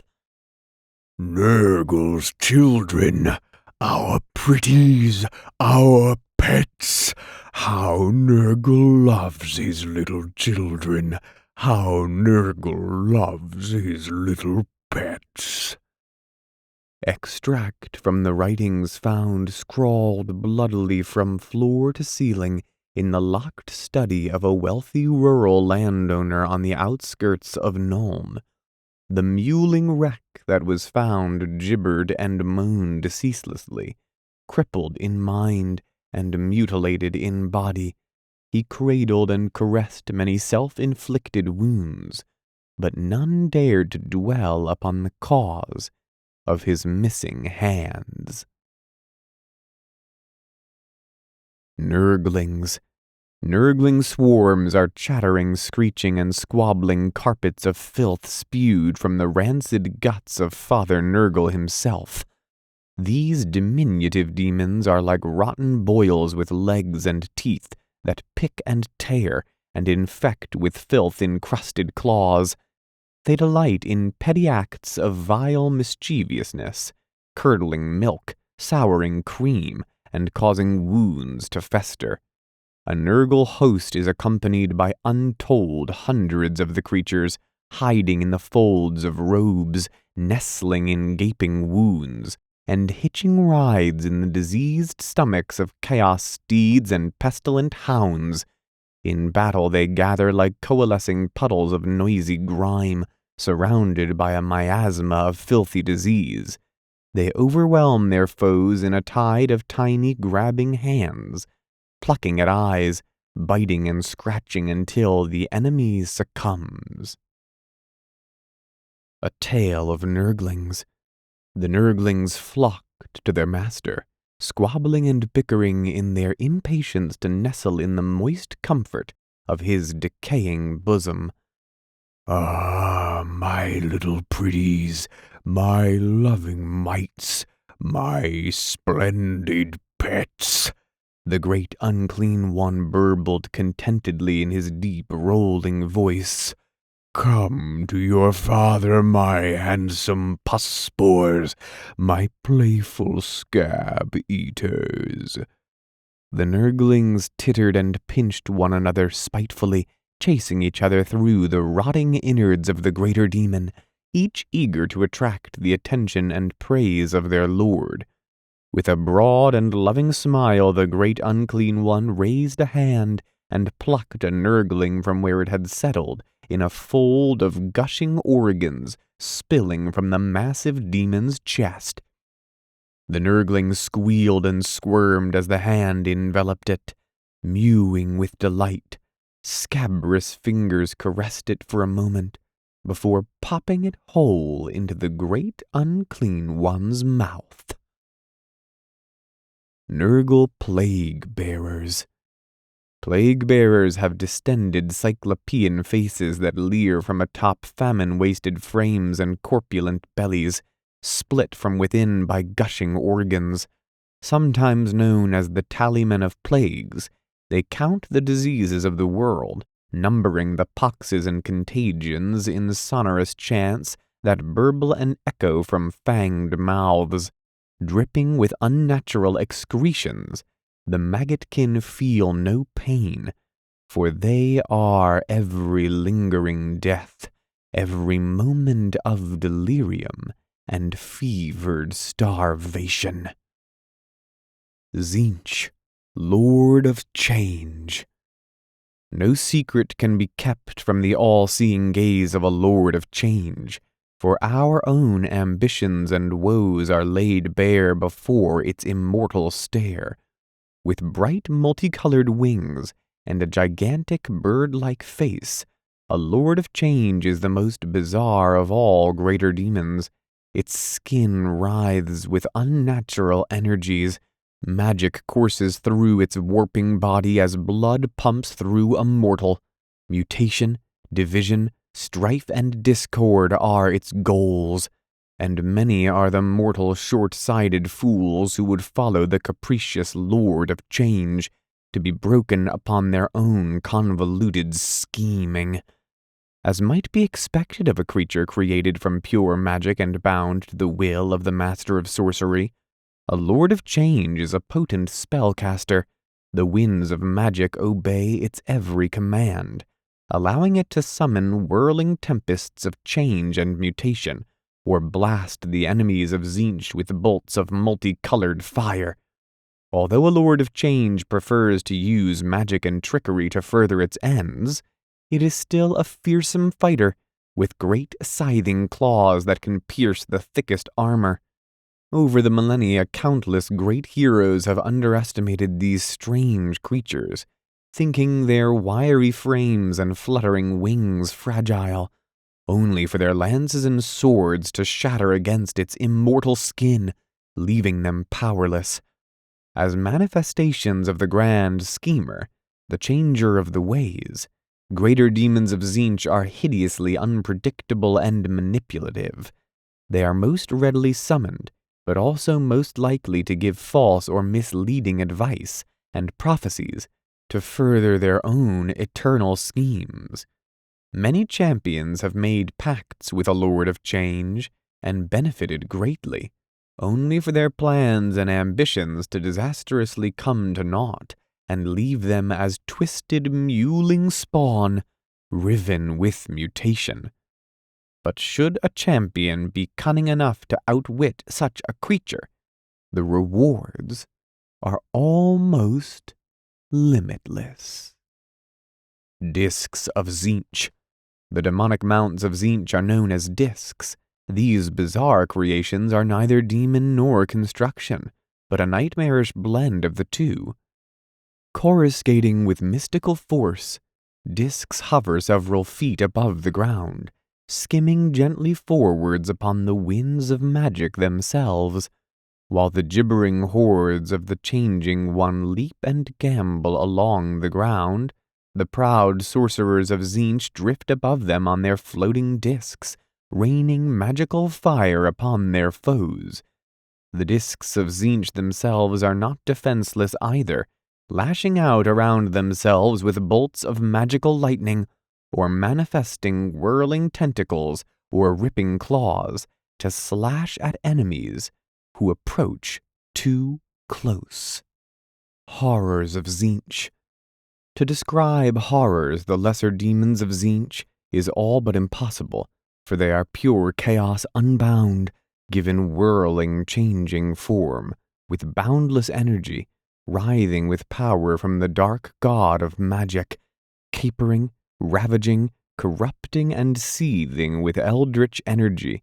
They shriek and whine, dance upon the air, and unleash blue, green, and purple fiery blasts from their fingertips. Their gangling limbs drip with magical flames, their chests erupt with gaping maws. Flashes of mystical energy trail sparks in their wake as they leap and bound across the battlefield.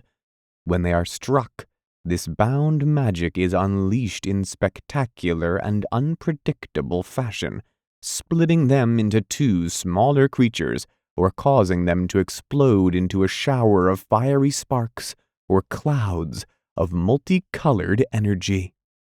Flamers of Tzeentch. Flamers are amongst the strangest of all demons.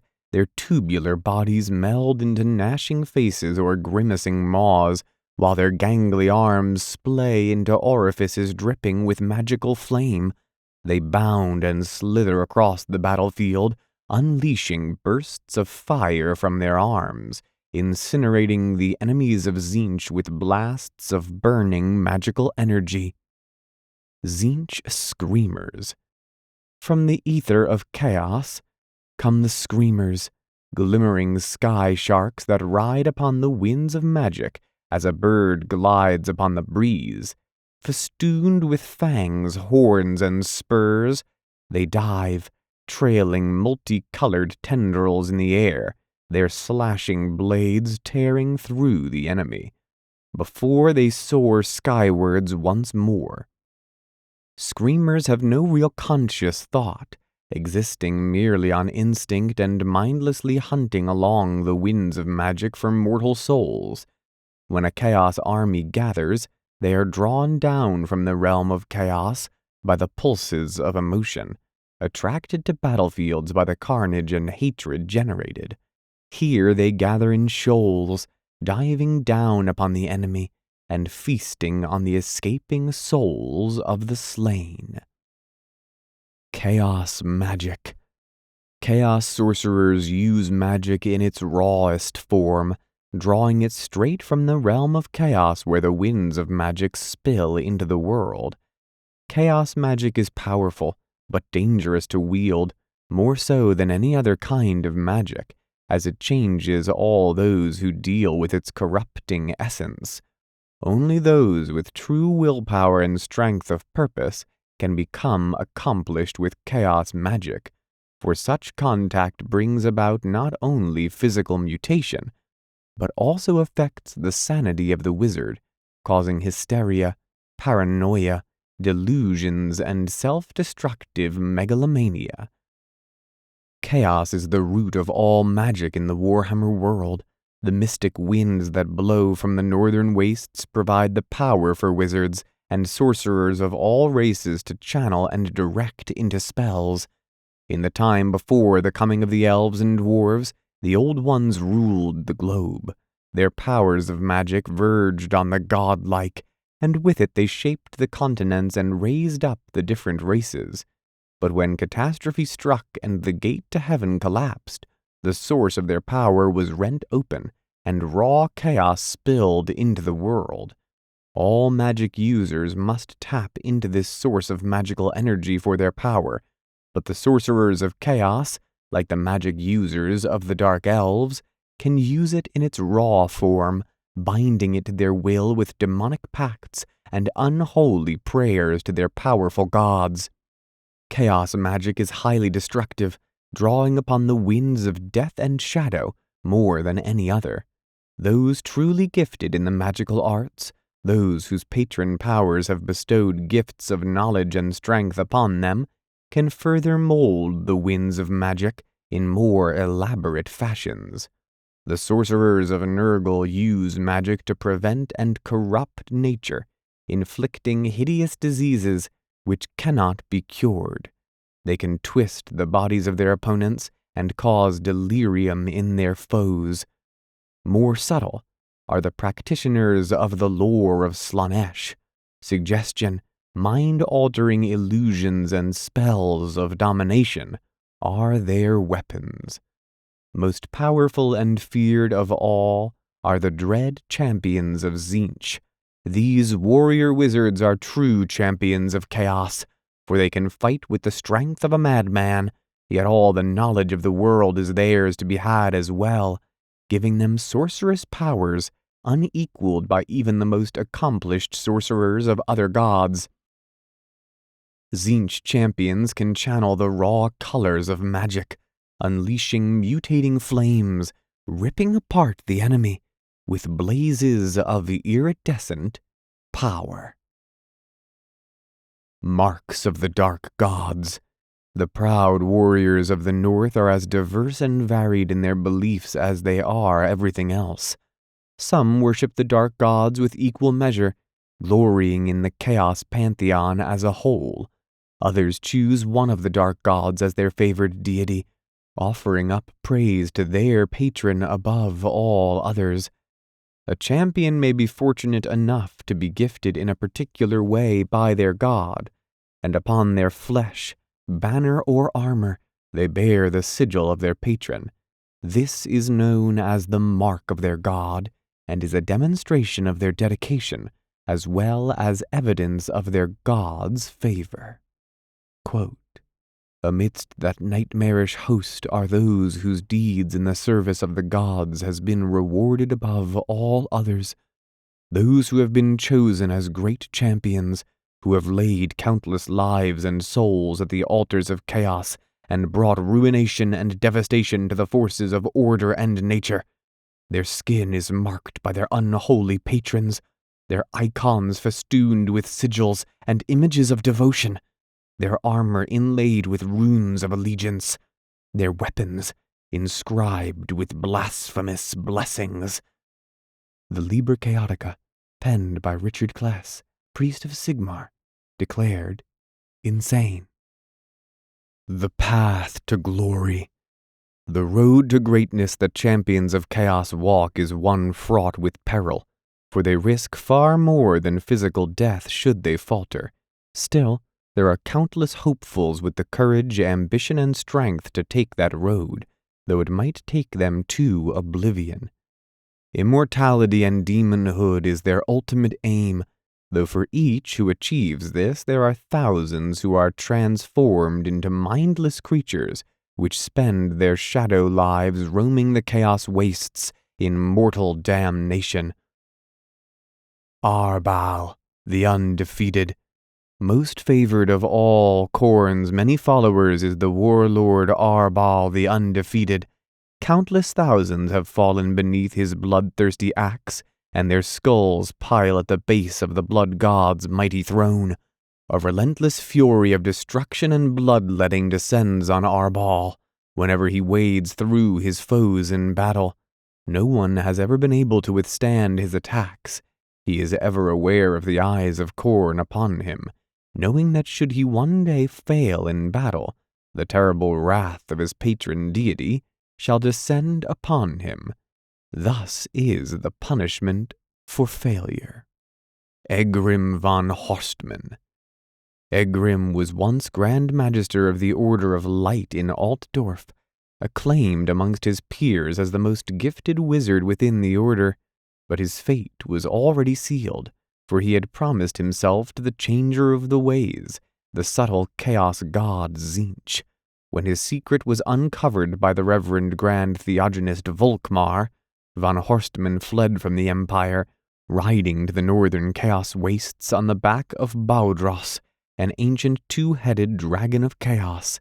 In the years that have come to pass, von Horstmann has gathered many supporters and acolytes, and now directs what is perhaps the most powerful Tzeentch warband ever known, the Sinister Cabal. D'Challa, the Denied One. Roaming the chaos wastes seemingly at random, the Tormentor warband leaves a bloody mess of destruction and horror in its wake. At the head of this marauding warband is D'Challa, devoted servant and favored of Slaanesh, who has ravaged the lands for countless centuries. More akin to demon than mortal, she is a disturbing and alluring creature, whose gaze entrances her victims as she slithers towards them on her long, sinuous, snake-like body. Her 3 pairs of milky white arms grasp delicate blades that she weaves around her in a deadly but elegant dance. Those that fall to her poisoned blades are left bleeding on the ground, their faces twisted into masks of exquisite pleasure as life leaves their bodies. Volnir the Reaper. Volnir was a great warlord of chaos who was a scourge throughout Kislev and northern areas of the Empire. Raised by Father Nurgle from humble beginnings, Volnir rose through the ranks of his marauder tribe, becoming a mighty warrior before being elevated to the position of champion of Nurgle. He was eventually cut down in battle, mortally wounded by the Tsar of Kislev during the Great Siege of Prague, and his followers carried his body away.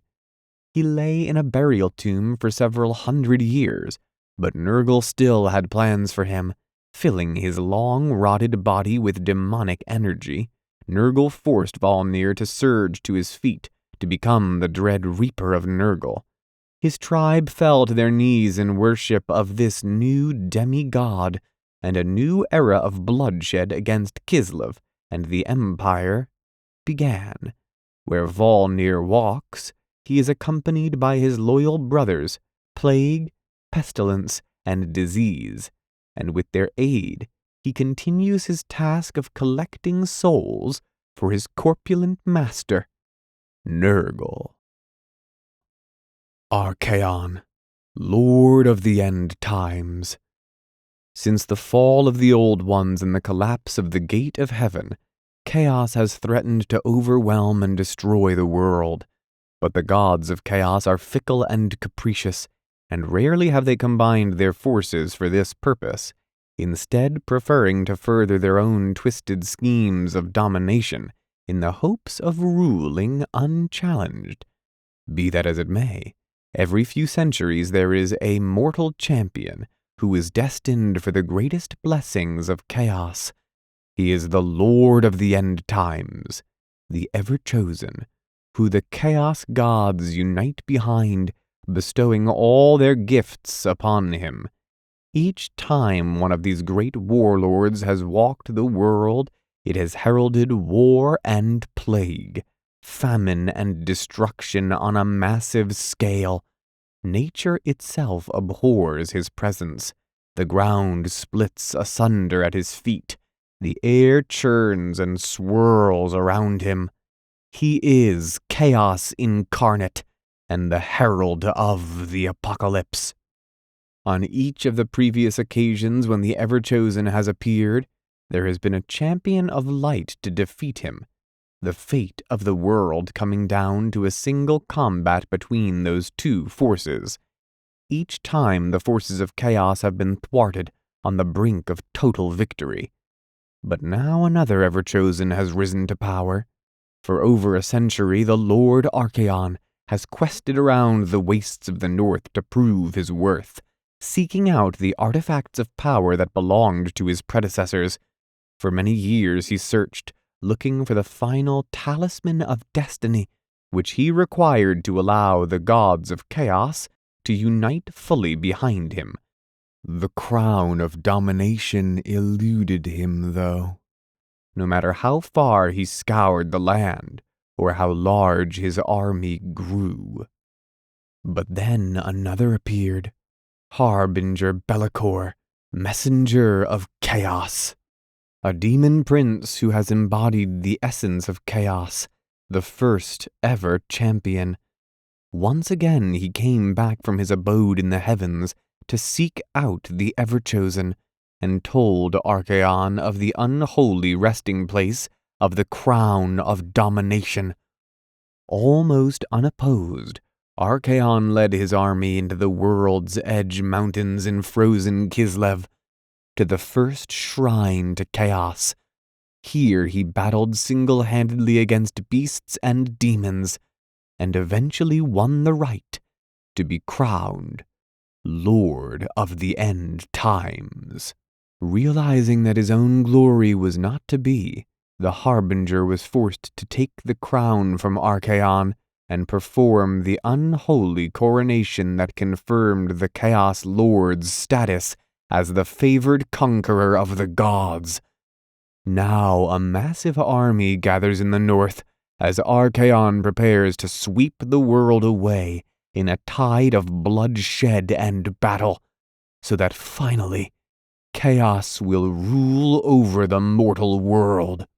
With the armies of light beleaguered on all sides, shattered by the fighting on Albion, spread thin across the globe, there is little that can be done to stop him. Where now is the champion of light to oppose chaos? And whoever that is there might enough left in the world to break the largest chaos army to have swept from the north since the time of Sigmar? Galrock, first of the Chaos Dragons. At the time when the elves fought their great wars against the tides of chaos under the mighty Anarion, dragons were at their side. These great worms were the nemesis of the armies of the dark gods, diving from the skies upon the evil warriors, crushing and incinerating them in their thousands. The strength of the dragons could only be matched by the greatest of the demons, living incarnations of their gods' power. The epic clashes between these mighty creatures were events of such magnitude that the mortal warriors could only witness them in awe, to later turn them into the songs and legends that have survived from that distant time. The most renowned of these duels was the one that decided the battle for the Isle of the Dead, where Lord Anarion and his dragon Indraugnir fought against 4 greater demons, one sent by each of the dark gods. During the same battle, the valiant demon prince Learfin and his mount Galrock the Gold Drake were leading the left flank of the elven host against a vast force of demons of Tzeentch. Galrock's glimmering scales clearly marked him as a sibling of the great Indraugnir, the most powerful of the dragons, and indeed Galrock's strength was second only to Lord Anarion's legendary mount. Great was the slaughter on both sides that day, and eventually Galrock and Learfin came upon the Lord of Change that was at the head of the demons. The creature wielded the magic of chaos with such unmatched mastery that soon his spells blasted through Learfin's defenses, slaying the noble elf. Mad with grief, Galrock fell upon the demon, determined to exact revenge at the cost of his own life. Surprisingly, the great form of the Lord of Change offered no resistance, and the huge jaws of the dragon snapped shut around his bird-like head, ripping it clean off. The broken body of the greater demon instantly dissolved into a multicolored mist that enveloped the raging dragon, and then disappeared. Galrock was victorious, and all the elves around him raised cries of victory. But their voices died out when the dragon's body was suddenly racked by violent convulsions. Finally, the mighty drake froze, and an evil iridescent light appeared in its eyes. The dragon turned his fiery breath against the astonished elves, and the flames that erupted from his mouth were now blue and green and other supernatural colors. They did not burn, but their touch brought mutation and madness amongst the ranks of the elves. The skin of the mighty worm started to flow like water, and in it evil faces formed, cackling maniacally and singing the praise of the grand mutator. Foul tentacles and wicked spikes emerged from the dragon's flesh, and finally, the once noble head of Galrock split into 2 all the way down to his neck, so that the dragon was turned into a 2-headed monstrosity. The 2 heads were governed by the same will at first, but soon they started to tear at each other with hatred, a sure sign that the spirit of the great dragon had not been completely destroyed. The mind of the Lord of Change eventually managed to wrestle back control of the powerful body, but with the defeat of the Chaos Horde brought about by Anarion's sacrifice, he had to flee the vengeful anger of the elves and the dragons. Galrock hid and slept for centuries, many times throughout history emerging from his slumber to wreak havoc on the lands of elves, dwarves, and men. Legends have it that he was the first of the dragons of chaos, and that many were the evil creatures born of his blood and of his evil sorcery. It is said that he is the forefather of the 2-headed dragons of chaos, of the chimeras, and many other twisted monsters that afflict the world.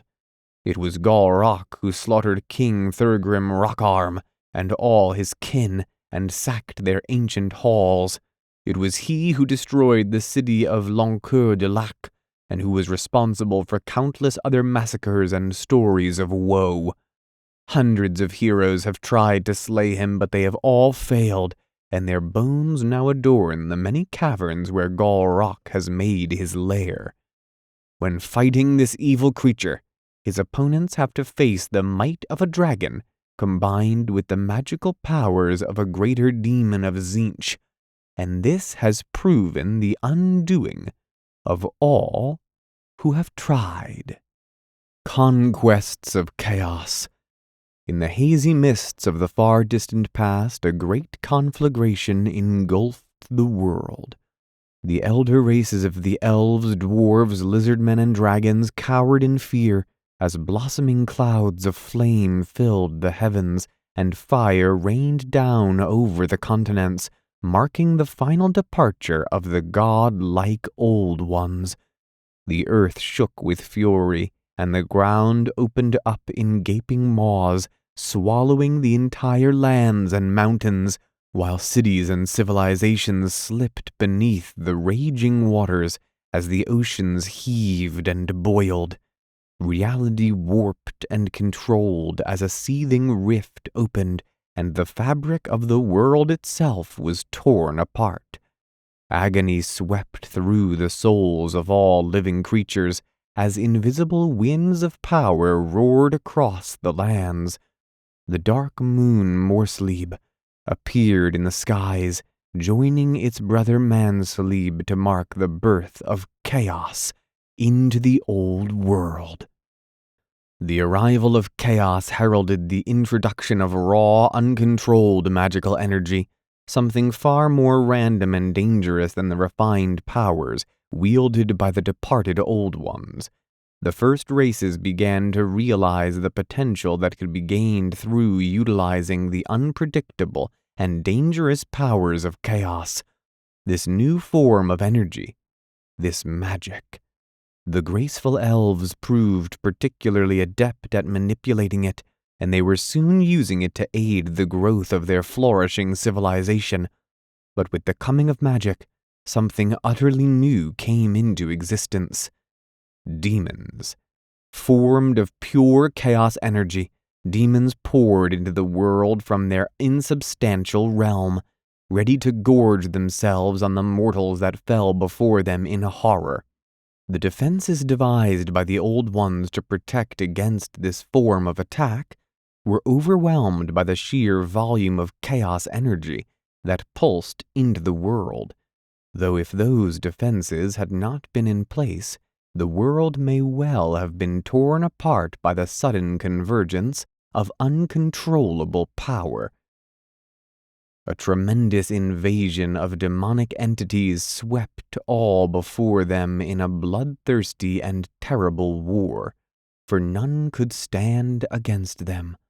The demons rejoiced in physical form and sensation, bathing in the glorious slaughter of battle. Their invasions scattered armies before them, and all who faced the screaming demonic hordes were hacked down or fled, seeking futilely for safety. The dwarves retreated to their mountain strongholds, the start of their increasing self-imposed isolation from other races. As the demons swept through Ulthuan, the elves despaired, seeing no hope in their dire situation.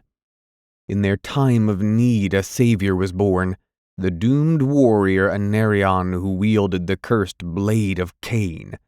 The world was on the brink of being conquered, and even this godlike figure could not halt the advance of the demons.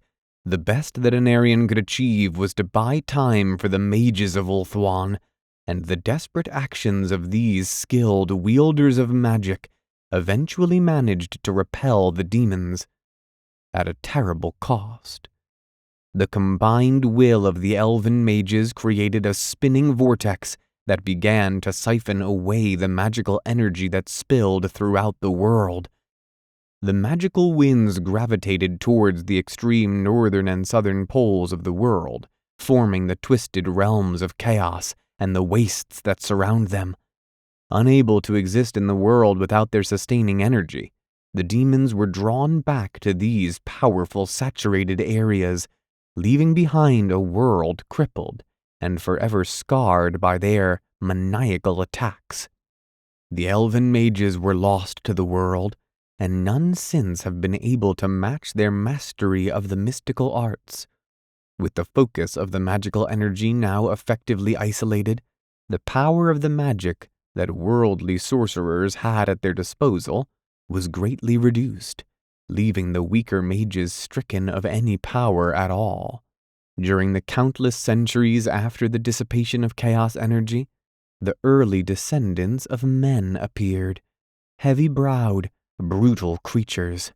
Meanwhile, the civilizations of the elder mortals flourished, their empires growing mighty and proud, though subtly and almost invisibly influenced by the touch of the warping magical energy. The elder races began to realize the perils and potential that were intrinsically linked to the magic that they were wielding. The first of the mortals to gain immortality was a being that came to be known in legend and prophecy by a myriad of names: the Harbinger, the Foretoken, and the Bearer, to name but a few. Belacor, however, is the true name of this entity of darkness and despair, a being immensely powerful and worshipped by many as a deity itself. Filled with pride and drunk with the powers that it had within its reach at the height of its reign, the demon prince walked the earth unopposed, general of the terrifying armies of demons that surged periodically from the poles. No mortal was its match in combat, and it slaughtered thousands in great incursions, feasting on the souls of its victims. Filled with overwhelming pride and arrogance, the demon prince began to look on all it perceived with disdain, eventually incurring the ire of the great god Tzeentch, the master of fortune. The changer of the ways cursed Belacor's name, placing a destiny upon him to become the true spirit of chaos, existing only in a confused, hate-filled state and denied physical form. The demon prince would become the Harbinger, he who heralds the conquerors.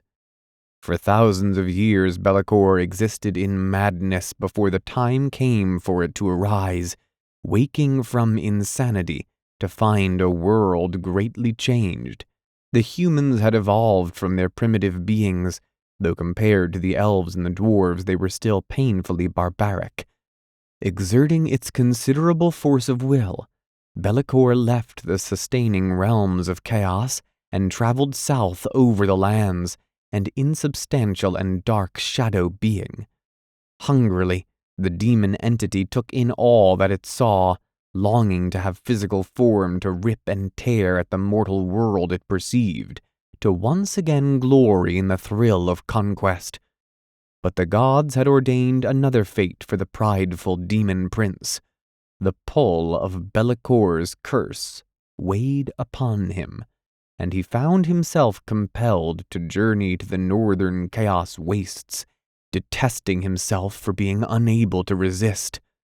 The first of the great conquerors, Morcar the Uniter, was a human of particular vision and force of will, who came from the nomadic northern tribe of the Talos. He had carved himself a strong following, utilizing the gifts of chaos to elevate himself to the power that he needed to fulfill his grandiose dreams of kingship and glory, and the gods of chaos favored him with their divine attentions.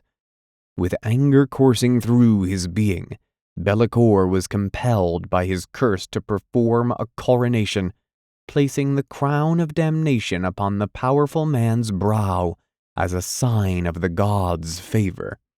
Thus the first great mortal incursion of chaos was launched. The destruction and mayhem caused by the rampaging followers of Morcar caused a resurgence of chaos energy that pulsated outwards from the north and south poles. As the influence of chaos expanded, demons joined this mighty champion, marching side by side with the mortals as they rampaged forth to slaughter in the name of the gods.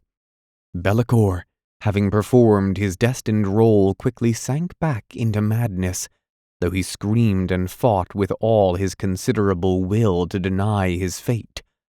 While some of the tribes fell in behind the armies of the Uniter, many more resisted and were destroyed as a result. Seers and shamans prophesied that a warrior would come to combat the unstoppable force of chaos, and in their time of need, this miracle became a reality. To balance out the mighty conquering warrior of the north, a warrior was born, the savior destined to be the nemesis of the iron-willed champion of chaos.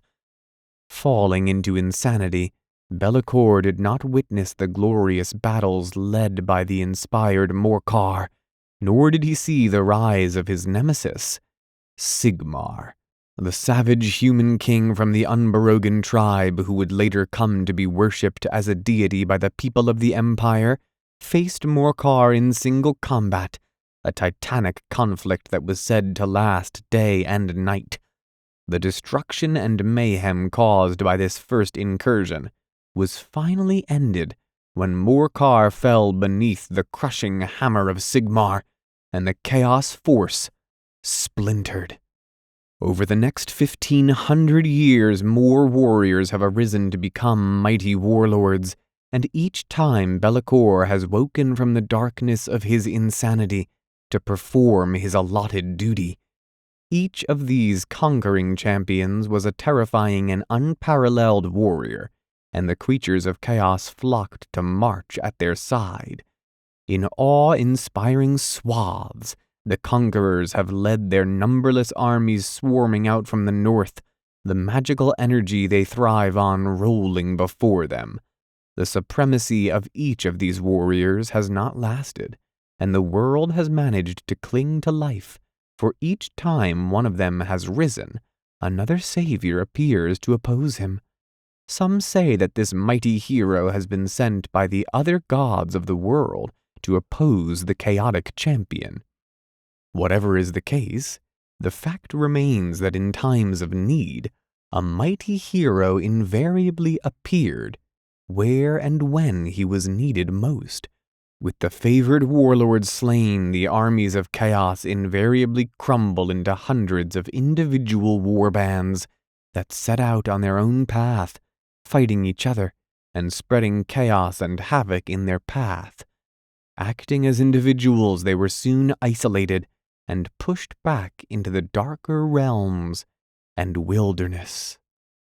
The malleability of chaos is such that Be'lakor did once manage to corrupt his preordained fate and turn his curse awry, thus avoiding fulfilling his hated role. In the dark times when a great comet plunged the doomed city of Mordheim into twisted madness and the lands around it into hysterical pandemonium, Be'lakor successfully managed to take over the body of the next favored warlord, Cardoon the Glorified. With physical form at last, the Harbinger tried to play out the role of the champion, warping the flesh of its host into an immense monstrosity beyond sane comprehension, and become the creature known as the Shadow Lord. In triumph, Be'lakor laughed at the great gods of chaos, for he believed that he had foiled their curse. The great gods watched on amused at the actions of the damned Be'lakor, as the demonic entity realized that despite the magical energy that permeated the city of the damned, in his physical form he lacked the power necessary to travel the shadow paths to the resting place of the crown of damnation, paths that he walked without effort in his incorporeal spirit body.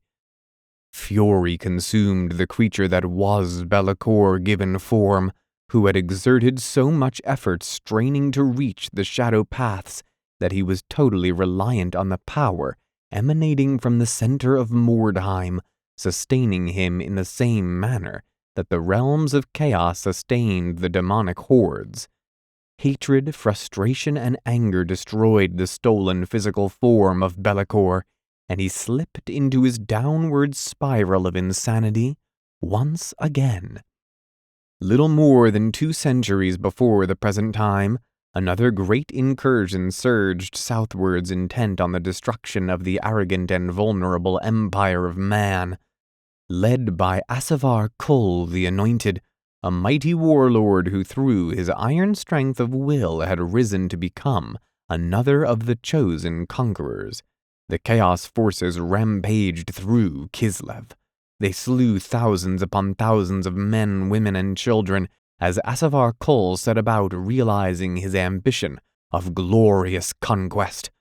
The empire was corrupt and decayed to its core, caught in the strife of a centuries-long civil war, and this fed the growth of the realms of chaos.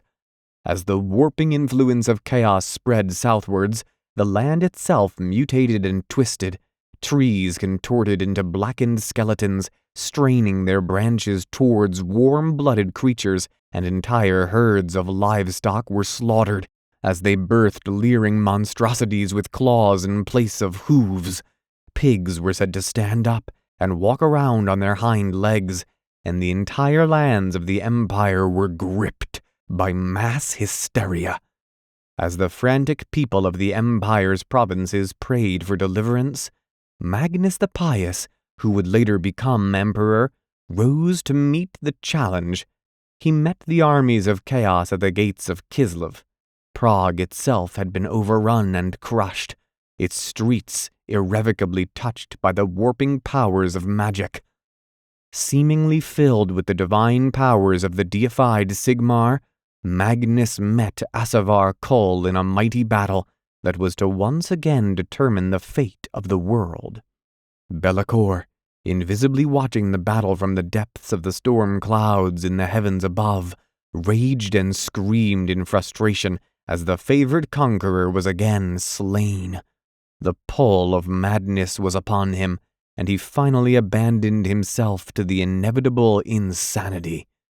He was filled with pain and anger, for he was certain that had he himself been leading the armies of chaos, then none would have stood before him or stopped him from bringing about a new golden age of chaos where it reigned supreme over the world. The mad and enigmatic entity regained its lucidity little over 2 centuries later, bursting into consciousness as the power of the dread Archaon began to build. Be'lakor, now in the guise as the Dark Master, knew that once again he would be impelled to guide the chosen down the hidden paths to the dark realm that housed the resting place of the Crown of Domination. On the fields of Albion, the Dark Master attempted a desperate plan to surround itself with enough power to be able to form a physical body and break through the barrier to claim the crown for itself. Then, with the forces of chaos behind him, Be'lakor had planned to descend on the upstart Archaon and feed on his soul as the gods of chaos watched on. He screamed in rage as his carefully laid out plans fell apart, and his grip on Albion was loosened. With his scheme in tatters, the Dark Master was forced once again to fulfill its destiny. Appearing in the sky above Archaon, Be'lakor descended on dark wings that filled the heavens, and the hordes of chaos fell to their knees in reverence. The darkly angelic figure of the Dark Master bowed to its knee before Archaon, hatred burning through his immortal soul. Seething inside, the Dark Master realized that once more he would be merely a shadow behind the rampages of the latest great conquerors of chaos. Retiring to its own dark realm, the being sits in silence, plotting and brooding upon its fate. Having gathered itself enough power to resist falling into madness, its scheming mind is now occupied completely with grandiose dreams of power and revenge, and it is slowly formulating a dark and twisted plan to make sure that its dreams shall become a reality yet, whether the gods of chaos wish it or not. In the lands of the mortals, the wise and the mad already recognize the dire signs and portents that presage the return of chaos. The world once more teeters on the brink of ultimate destruction.